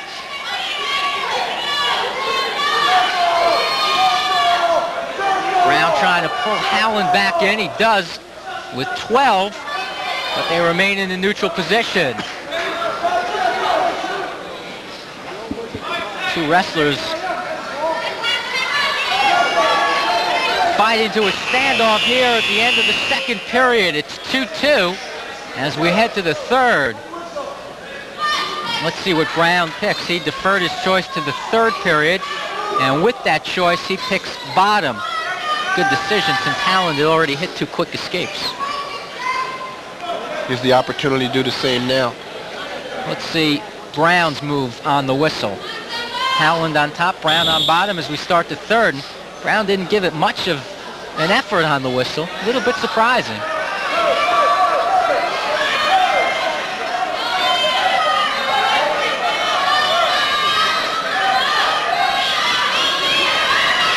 Howland gets up a big high, and that's what he was waiting for.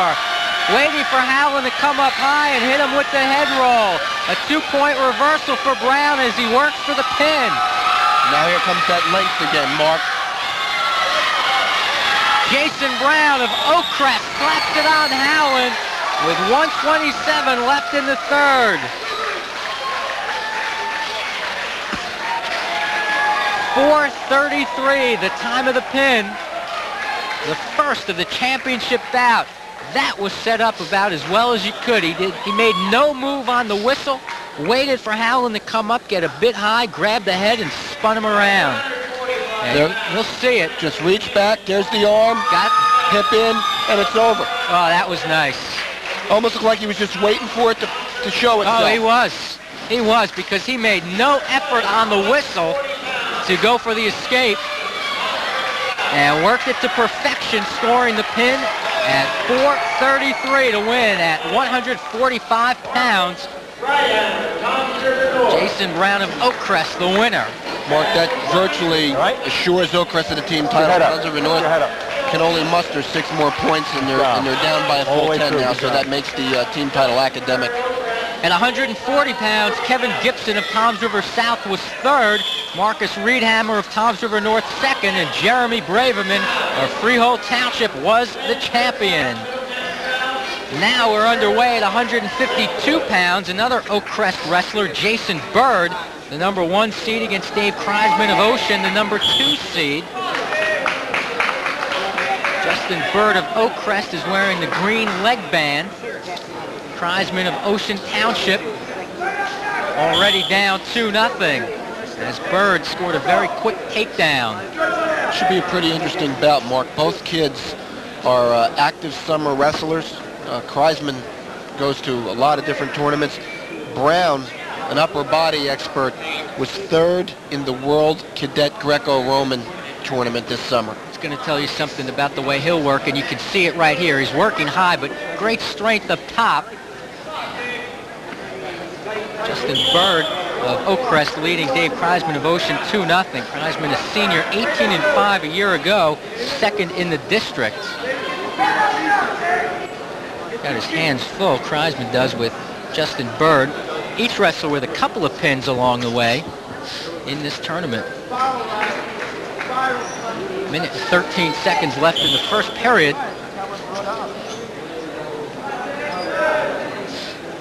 Looks like it's going to be a very worthwhile trip for Oakcrest if they can come out of it with the team championship. 4 wrestlers for Oakcrest in the finals.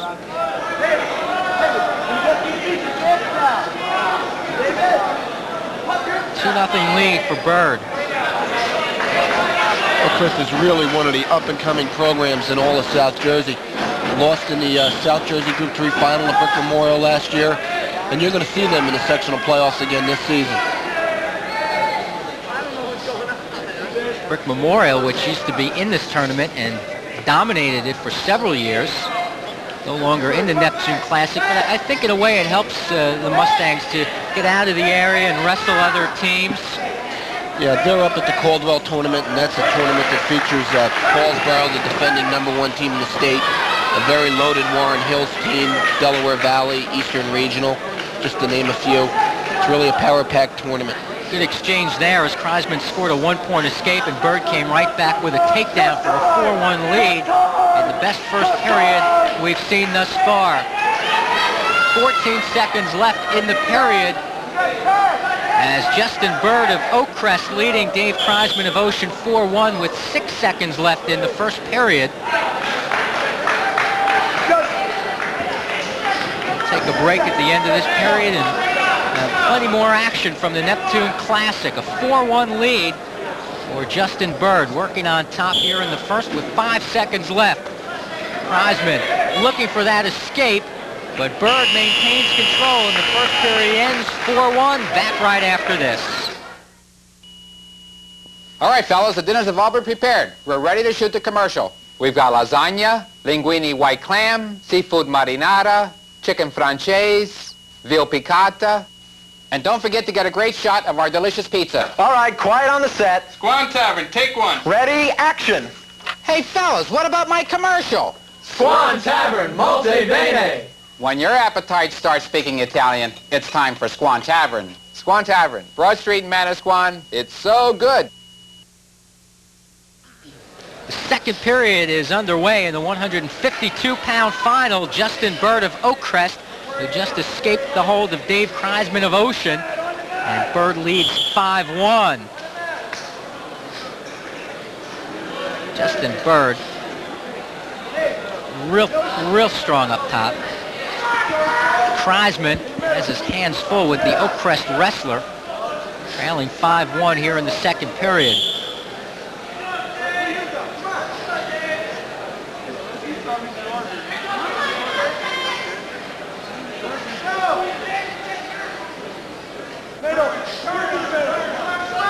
Bird is just a bull out there, in deep on a single leg, but too close to the out-of-bounds line. He is tough, you can tell.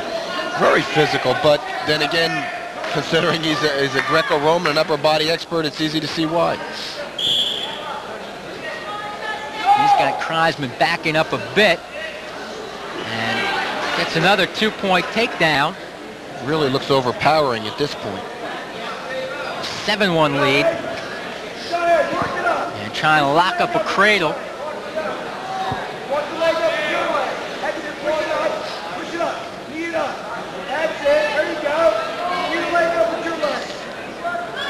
Came out of that.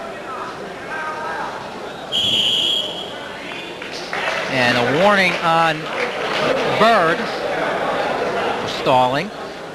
It's really a tough call because Kreisman's on the bottom just clamming up, trying to keep him from getting he's just crushed under there.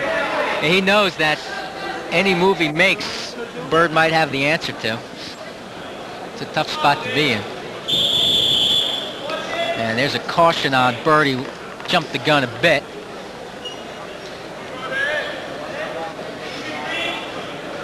We have an injury timeout for Justin Bird, who leads 7-1 with 57 seconds left in the second period, the 152-pound final. 4 more bouts after this, 160, 171, 189, and heavyweight still to come at the Neptune Classic. There's Bob Lampin in right in the middle.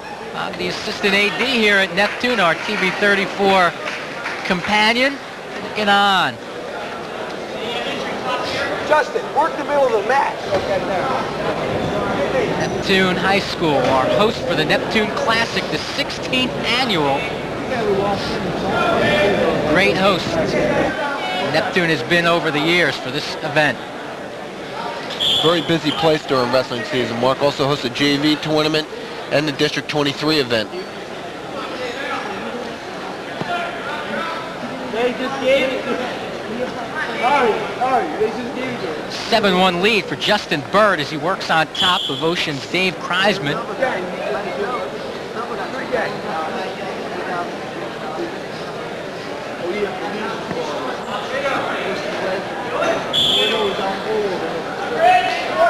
Bird conceding the one-point escape at 7-2. Bird has been strong on his feet with 3 takedowns. And obviously feeling he could score a fourth. 28 seconds left in the second period. And that's a strategy you'll see from wrestlers who are very good on their feet, conceding the one-point escape and going for the 2, and he gets it to make it 9-2. He's a guy who does not waste a lot of time in neutral. We've seen a lot of tying up tonight, but you are not seeing that from Justin Bird. No, sir. Really quick as a cat. And you can just tell Kreisman really doesn't know what to do with him. He doesn't, anything he's tried so far has backfired. The best time we do is $2.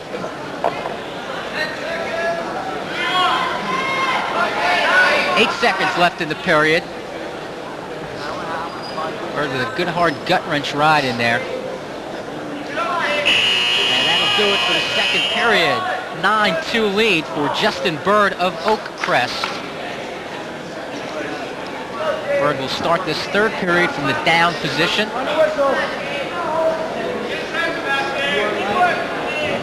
Checks the scoreboard. Sees he has a 9-2 advantage as we head into the third period.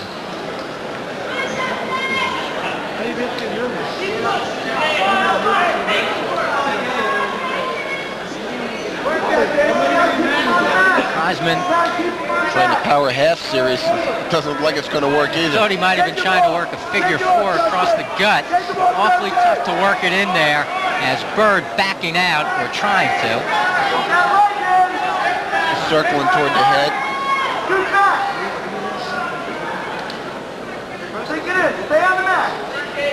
Kreisman never really able to lock up on the figure 4. It was a good idea though.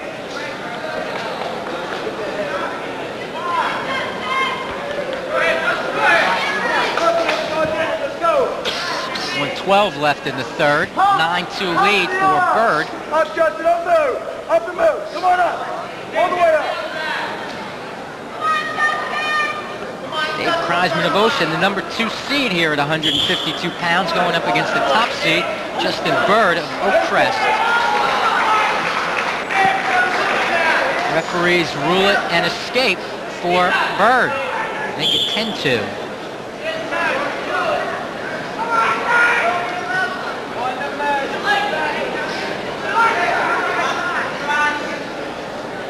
Bird in on a single, but it's Kreisman able to counter it for a 2-point takedown. Nice move by Kreisman. He hasn't stopped working it. Kreisman deserves credit for that.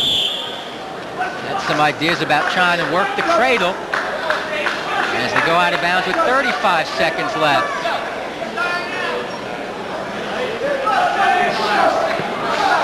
Bird looking like he could use a couple of seconds here, but Kreisman's just kept right at it. Had a pretty good ride going. It escaped that Bird got near the out-of-bounds line. The referees seem to even have a little indecision about that. That did cost Kreisman a point. That's why there are 2 of them. They conferred and awarded the escape. Yep, 10-4. Bird with the lead. Kreisman working him near the edge. And they're going to give Bird an escape. And put him back in the neutral position.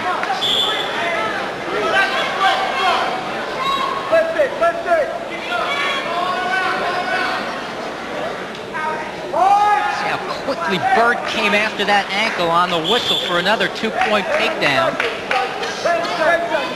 13-4. Justin Bird of Oakcrest with the lead. Dave Kreisman of Ocean with 11 seconds left in this match. 1-point escape makes it 13-5, 6 seconds left.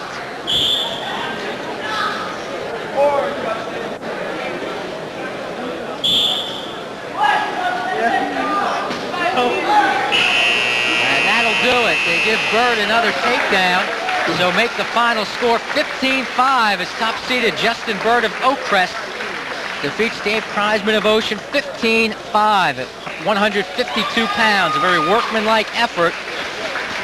6 takedowns in the bout for Bird. You can call the engraver, Mark. The team championship is over. Yep, that should just about wrap it up for Oakcrest.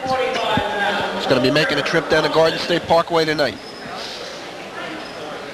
Awards will be presented at 145 pounds now. Third place, Will Grimmer of Rumson. Well, Demetrius, good work. Second place, Demetrio Howland of Toms River North.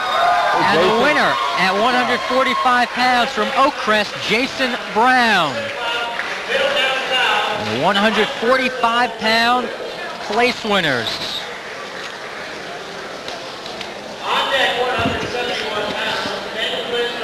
So we move right along to 160 pounds.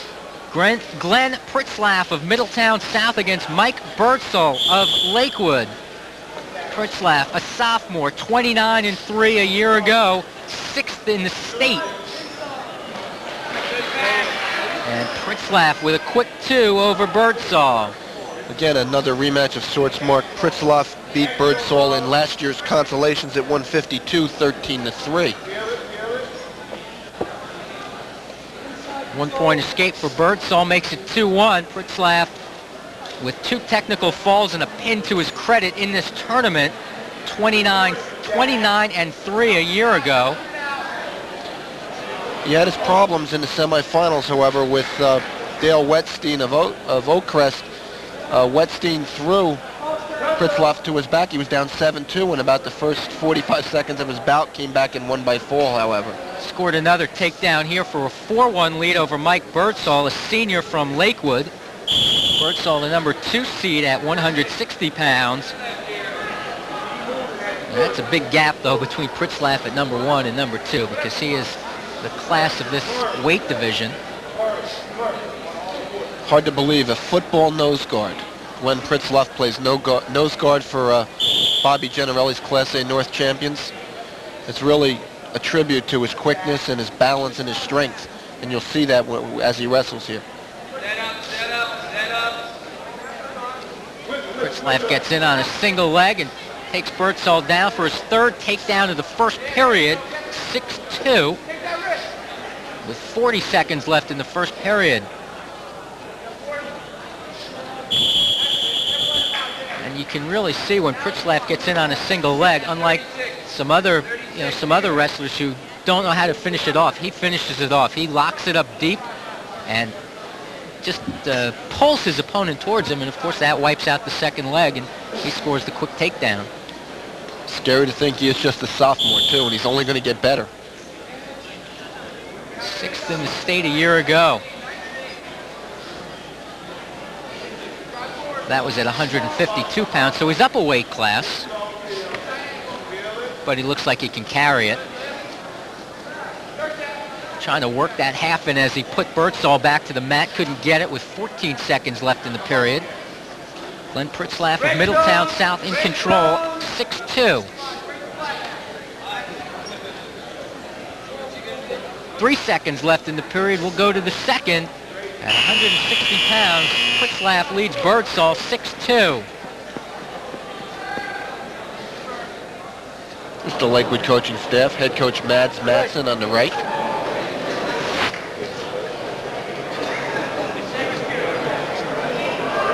Mike Birdsall is Lakewood's representative here in the finals. The South coaches closest to you, Tom Erbig, the head coach. And on the left is Glenn's older brother, Odie, a former Neptune Classic champion himself.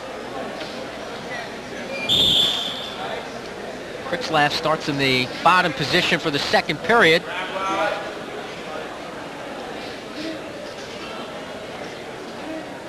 Going after the hands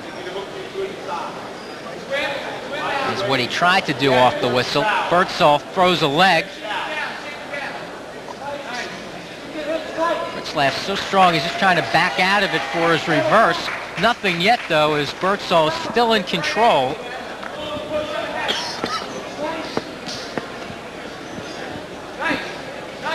Look at Pritzlaff trying to back out of this. Gets the leg and gets the reversal. A 2-point reversal makes it 8-2.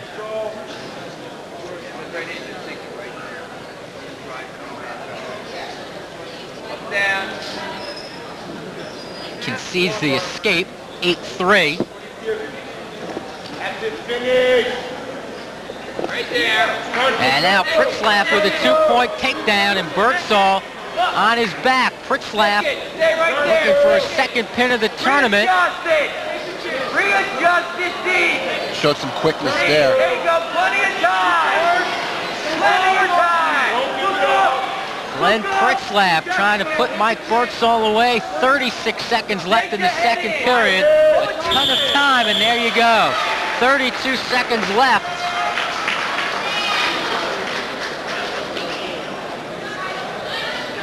And Glenn Pritzlaff wins the 160-pound title with a pin at 328. Went about his business and cleaned up. Glenn Pritzlaff off to a good start, picking up the trophy. 152 pounds. Place winners will receive their awards from Joe Bongiovanni. Max Levasseur of Neptune was third. Dave Kreisman of Ocean was second. Way to go. Early. The champion at 152 pounds, Look too easy here. Justin Bird of Oakcrest. So there you go, the place winners at 152 pounds. Coming up next, 171. There's 3 bouts remaining in the 13-bout lineup. 171 pounds, Anthony Vitola of Freehold Township against Ben Thies of Oakcrest. Vitola, the top seed, a senior, coming off a 26-5-1 campaign. There's Thies of Oakcrest. Vitola, 7th in the state, 2nd in the region, and a district champion a year ago. He is, however, Mark, the only returning champion to make it back to the finals this year. Anthony Vitola wearing the Columbia blue of Freehold Township, unlike his teammate Braverman, who went with the gold. Thies of Oakcrest in the royal blue, working against the top-seeded Vitola. Thies, by the way, is the 2nd seed. Vitola's another one of those guys Gunther Schmiedel will count on for a win just about every time out in a dual meet this year. Very reliable wrestler.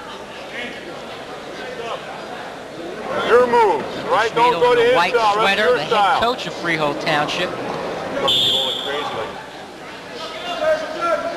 Vitola in deep on a single leg, and he's able to finish it off for a 2-point takedown.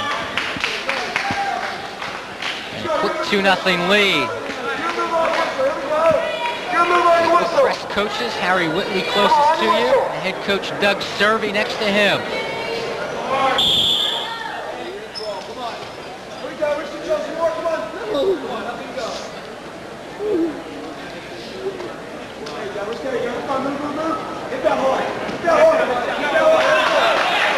Nice switch hit by Thies to tie it at 2. Good effort. Vitola got a little sloppy with his ride, came up high, and then Thies of Oakcrest able to turn it into 2 points.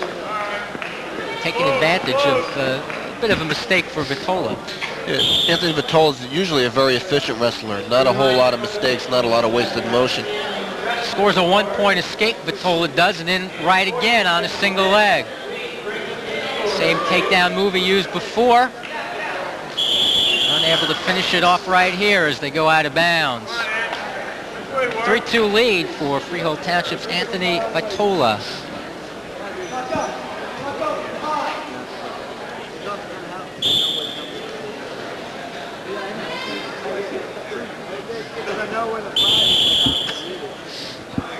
These had Vitola backing up that time.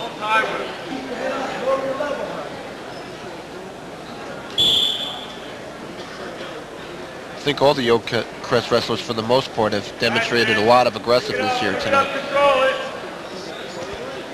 Vitola trying to finish off the single leg takedown, which he does for a 5-2 lead. Got one move that you can do well every time. That's good enough. Vitola has hit 2 very nice single leg takedowns against Thies and leads 5-2 with 27 seconds left in the first period at 171 pounds.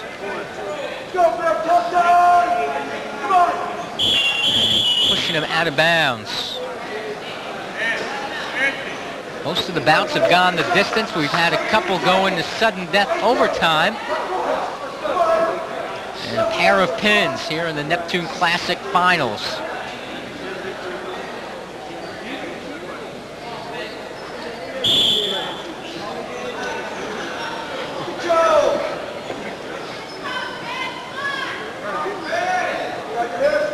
Under 10 seconds left in the first period.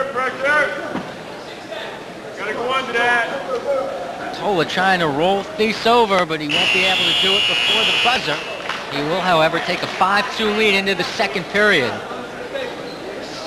Cameraman Dom Orlando is Matt's side.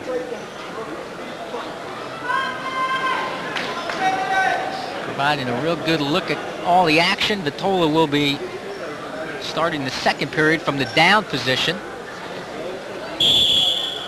Let's see what Thies can deliver from the top. Control, hand control. Hand control, Anthony, come back up.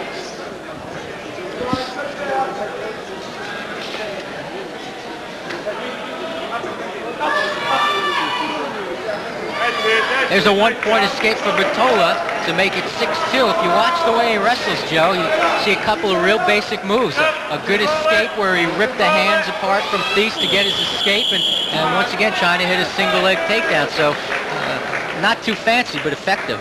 Well, absolutely. I mean, they're not high-risk moves, so you don't put yourself in peril of getting thrown to your own back. And especially if the opponent can't stop it, why change? Do something until they stop it. Vitola with a 6-2 lead.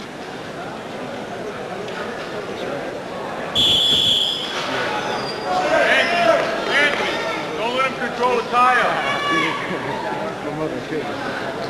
We might have another injury timeout with 1:19 left in the second period. Ben Thies of Oakcrest being looked at by the coaching staff. Anthony Vitola of Freehold Township. Had a couple of technical falls in this tournament and a pin. Thies has pinned his way to the finals. Terrence Willens, another cameraman, working on the mat. Here's Terry.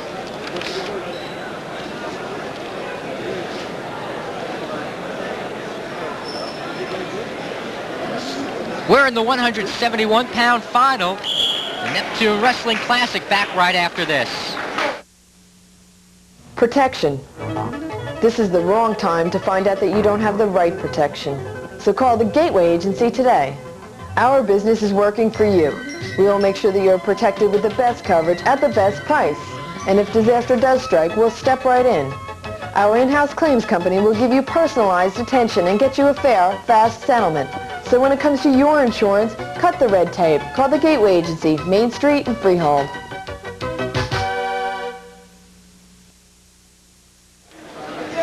Action continues at 171 pounds. Anthony Vitola of Freehold Township and Ben Thies of Oakcrest. And Vitola scores his third takedown of the match and leads 8-2. It's obvious that Vitola is much more comfortable on his feet than anywhere else. He knows how to set up that single leg, that's for sure.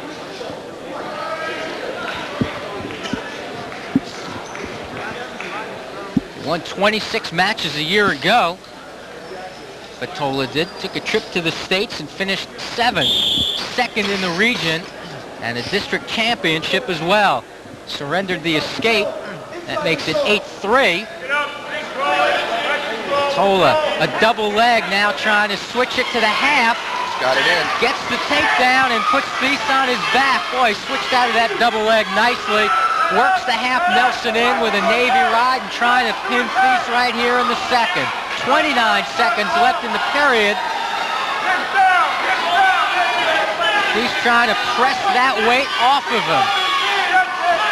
Vitola pressuring, looking for the pin. Trying to get legs in for double grapevine.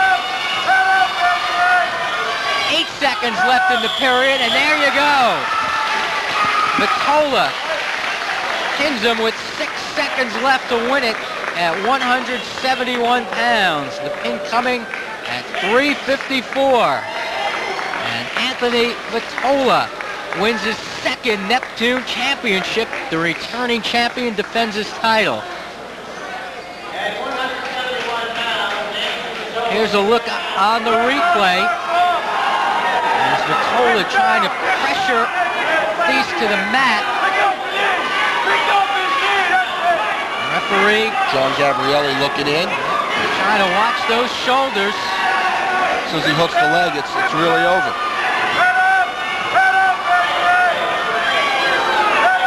The pin at 354 for Vitola. There he is. Champion for the second year in a row.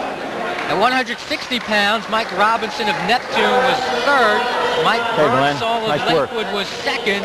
And the champion, Glenn Pritzlaff.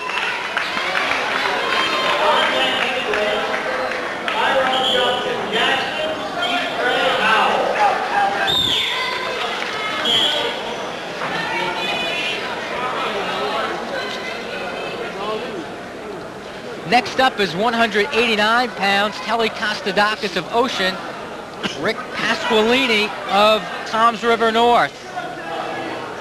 Kostadakis, the number 1 seed, Pasqualini, the number 2 seed. Kostadakis, you'll notice, has ace bandage wrapped around his forehead. He suffered a pretty good gash over his left eye in the semifinals. Bout took forever because they kept trying to stop the bleeding. Kostadakis working against Pasqualini here. Just to go back to the 160-pound award winners, Dale Wetstein of Oakcrest was the third-place winner. Just want to get that correct. Wetstein, the third-place winner at 160. We saw him up on the stand.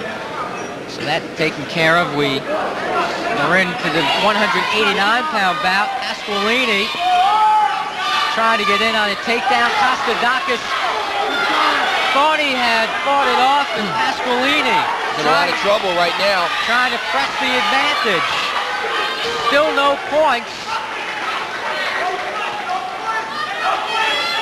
Until Pasqualini can bring him down. There's your 2-point takedown for the senior, who was 14-9 and third in the district last year.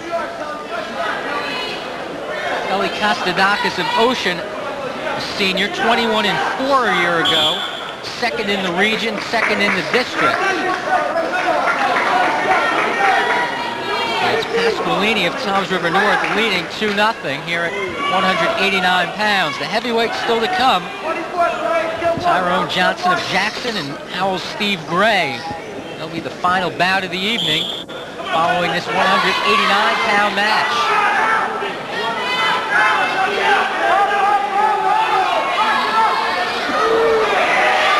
Really two dangerous moves, Mark, and he's paid the price for both of them. Pasqualini slams on the pin at 152. Rick Pasqualini of Toms River North wins it at 189 pounds. Kostadakis looked like he was going for a headlock or a bear hug. Hard to tell. Looked like he was reaching back, and the cardinal rule, cardinal sin in wrestling is reaching back. Right. And Pasqualini really made him pay for it. And there was no doubt about it. So Sulijoadikusumo, the #1 seed, beaten by Pasqualini, 152. It'll be another day, though. One bout to go, the heavyweights. Before that, however, it'll be the award presentation at 171 pounds. Okay, it was a good move for you getting up there, huh? Pete Rigo of Middletown North finished 3rd. Not bad. There's Pete. Second place went to Ben Thies of Oakcrest. Come on, you made it look too And the easy, champion man. at 171, Anthony Vitola of Freehold Township.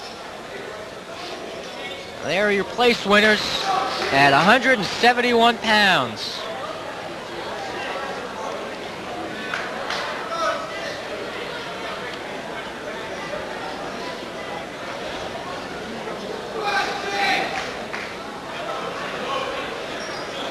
Final bout of the night coming up, the heavyweight bout.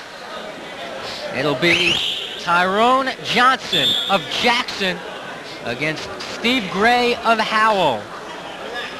There's Steve Gray in the blue and gray, and Tyrone Johnson, the #1 seed from Jackson. Johnson, a junior, 22-6 last year. Gray, a senior, 8-2 a year ago for the Rebels. Johnson in the final for the 2nd year in a row.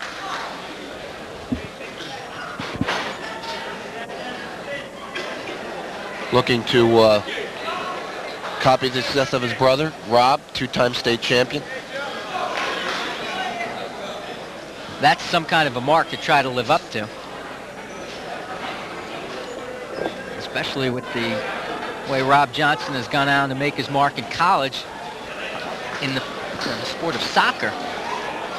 Could have probably a guy who could have played any sport he wanted, Rob Johnson from Jackson. No doubt, no doubt. All Tyrone has to do to equal his brother is win his last 72 matches. He's got Steve Gray of Howell right here in the first period of the heavyweight bout. Top-seeded Tyrone Johnson of Jackson. Couple of football players fresh off the fall season.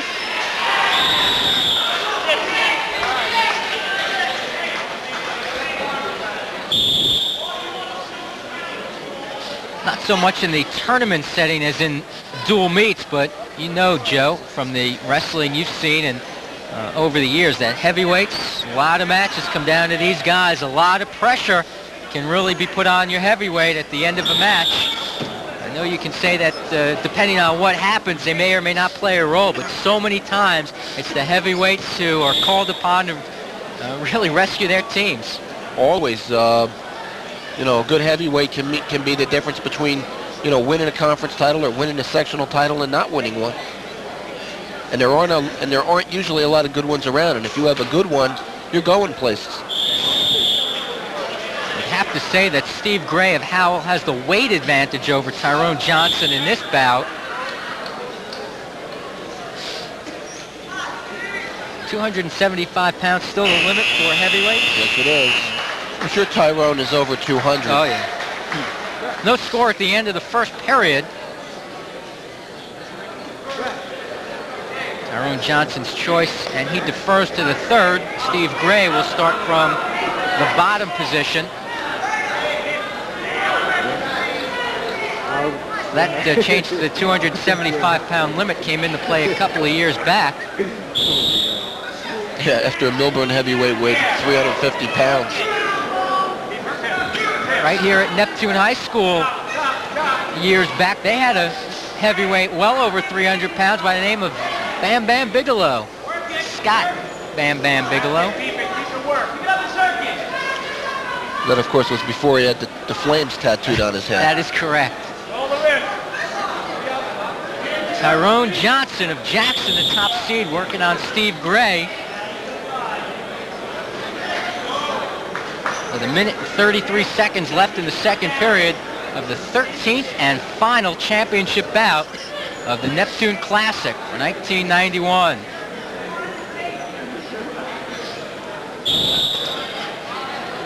Joe, I know you're going to be busy along with the sports staff of the Asbury Park Press covering all the wrestling this year. What have we got to look forward to? Stories and features, obviously, and it's shaping up as another good year, I'm sure. Oh, well, absolutely. I think the conference races all look pretty close. MANALAPAN and HOWELL again in Class A North, and you have Brick Memorial in Class A South.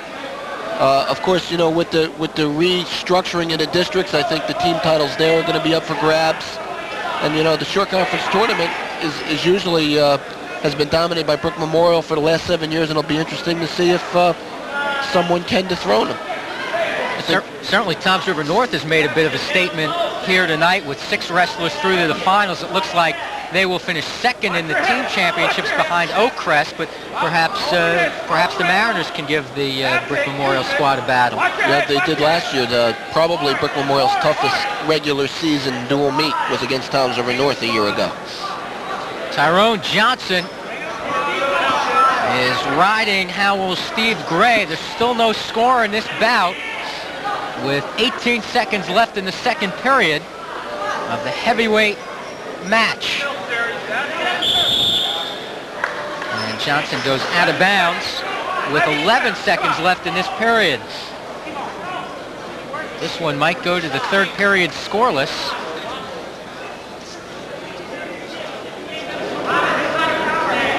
There's Jackson coach Al Ayers on the left, assistant Dave Porfirio on the right. No points here, come on. Tyrone Johnson, the lone Jackson representative in the finals. Gray trying for a reverse in the final 10 seconds of this period, and he gets it. A 2-point reversal for Howell Steve Gray, showing some speed on the bottom in the final 11 seconds. Johnson got a little sloppy there. He lowered his hips, and Gray took advantage and snapped him over and got the reversal. There's a replay of it. You can see Johnson just sag his hips and go onto his backside, and as soon as he did that, Gray jumped right on top of him. There he nearly wound up flat on his back. So Steve Gray takes a 2-0 lead into this third period, surrenders the escape. It's 2-1, and here it is, the final 154 of the heavyweight bout. Steve Gray of Howell leading Tyrone Johnson of Jackson 2-1. Be interesting to see here after the lack of motion in the first period how long the referees wait to maybe hand out some stalling warnings.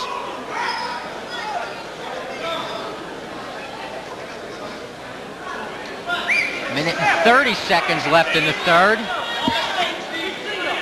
Steve Gray with a 1-point lead.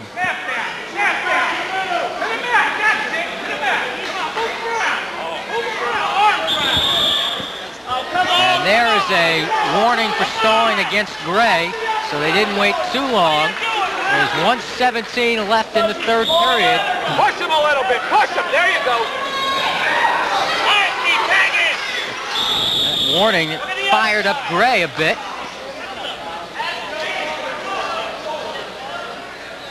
Next violation against Steve Gray would result in a point for Johnson. I would think you would continue to see Johnson attack to try and force the issue and maybe generate another stalling violation. 58 seconds left in the third period. Gray leading 2-1, trying to spin around and backing out of bounds to come back to the middle of the mat.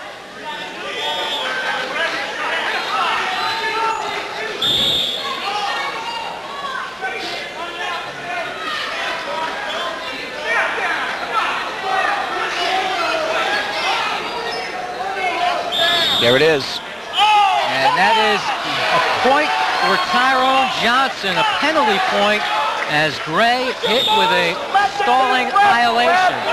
You could just see there that Gray was circling toward the out-of-bounds line and not toward the middle. So we're tied at 2 with 30 seconds left in the heavyweight finals. Johnson tried to make a shoot-in on a single leg. Gray backed out of it. If Gray stalls again, Johnson will get another point. Keep that in mind. 12 seconds. 10. We might be headed for overtime. 6 seconds left. 1, and we will go to overtime in a heavyweight bout. A 2-minute sudden death overtime. The first person to score wins the title.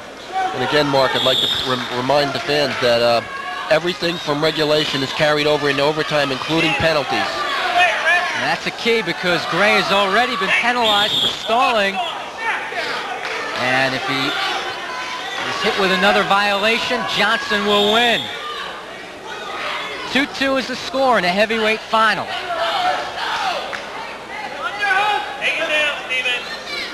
Again, I'm surprised that Johnson doesn't try and go a little bit lower, some tap and goes or something like that to try and get under and force the issue. He had that idea right now. Nearly got in on a single and Gray was backing up. He's got to be careful. 1:31 left in the overtime, sudden death. First point of any kind wins it.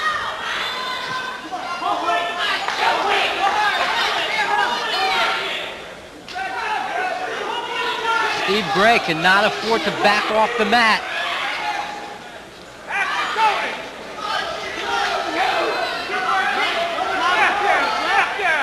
Tyrone Johnson strong, holding his own against the bigger opponent.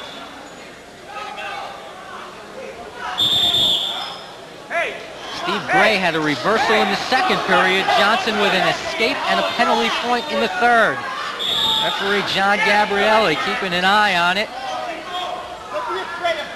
as well as Rich Veth, who's also out there working this heavyweight bout. 50 seconds left in the sudden death overtime period. Really a tough situation for the officials here, Mark. They would like it to be the wrestlers decide it themselves, but when there's no motion, they're almost forced to do something. He might just warn Johnson here to try and generate a little bit of motion. Yeah, because that wouldn't cost Johnson at this point. He has not been warned for stalling yet. 25 seconds left. All they're doing is pushing each other now. Looks more like sumo wrestling than anything else. 17 seconds left now. There would be another overtime period after this if nobody scores. And what would that be? Well, what they'll do is they'll flip the disc. The wrestler that wins will get choice of top or bottom, and they'll go 30 seconds. If the wrestler on the bottom gets out, he wins. If the wrestler on top rides him out for the full 30 seconds, he wins. 3 seconds left in this overtime, and we will go to that 30-second overtime. Again, no rest, Mark. Right to it. All right, here you go. Johnson's choice. Interesting choice. He takes down. So Johnson has to escape to win. If Gray rides him out, he wins the heavyweight title. 30 seconds in this overtime period.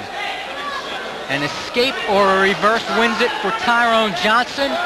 30 seconds of riding time wins it for Steve Gray of Howell. 9 bouts last year in the NCAA tournament advanced to this round. The referee's position 6 times. The offensive wrestler won the bout. I would think it would be an advantage to be on the top, but Tyrone Johnson apparently feels he's still got something left in reserve to try to work an escape. They're running the clock down to 30 seconds at this point. And the other thing about this, and it was pointed out by a couple coaches, is that telling a kid to ride actually contradicts the working toward the fall that the referees are supposed to be pushing you for to begin with. Here we go, 30 seconds. Johnson on bottom. If he escapes or reverses, he wins. If Gray rides him out, he's the champ. Quick move by Tyrone Johnson. He did have something left in reserve. Johnson working for the escape. Gray. Not out yet. Still in control. Tyrone Johnson. Not out yet. Not yet, and there you go. The reversal for Tyrone Johnson, signaled by Rich Veth, and Johnson wins it 4-2. So Tyrone Johnson knew what he was doing when he picked the bottom position. He had something left in reserve and came out of it with a 4-2 victory to win it The heavyweight championship belongs to Tyrone Johnson. Here's Rob Johnson, Sr. Yep. That was a good bout, a couple of overtime bouts tonight. And here's the replay of that final overtime period as Tyrone Johnson. See, he works up and then gets ready to fall to his sag his hips, and he just spins over, plops on top, breaks the hands, and it's over. That is exciting. I like those overtime periods. A lot different look than what we had in the past with the 3 periods of 1 minute each. And we really, I think our viewers got a good look at that new overtime situation. And there'll be a lot of discussion about that during this season. Here are the 189-pounders. Zach Voltz of Howell was third. Telly Kostadakis of Ocean was second, and Rick Pasqualini of Toms River North was the champion. There's Tyrone Johnson. Yeah, there's your heavyweight champion, Tyrone Johnson of Jackson. Those winners are being called up right now. Bob Britt of Wall was the 3rd place winner at heavyweight. Steve Gray, as you just saw from Howell, was the runner-up. And the heavyweight champion, Tyrone Johnson of Jackson High School. So that's going to do it for the 16th annual Neptune Classic. 13 championship bouts, and you saw them all right here. Some outstanding wrestling, Joe. Once again, fine wrestlers on hand for this opening weekend of action, and good wrestling from everybody involved in these championship bouts. Oh, absolutely. The tradition continues, and it's very much a regional preview. I think a lot of the boys you saw wrestling tonight, you're going to see them again in early March up at Red Bank Regional High School in the Region 6 Championships.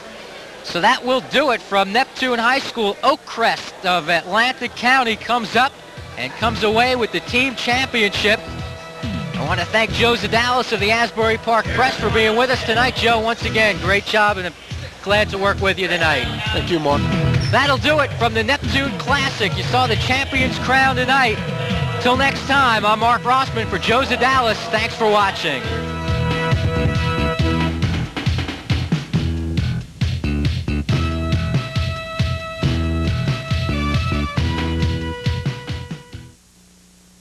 Hi, I'm Wayne Zook.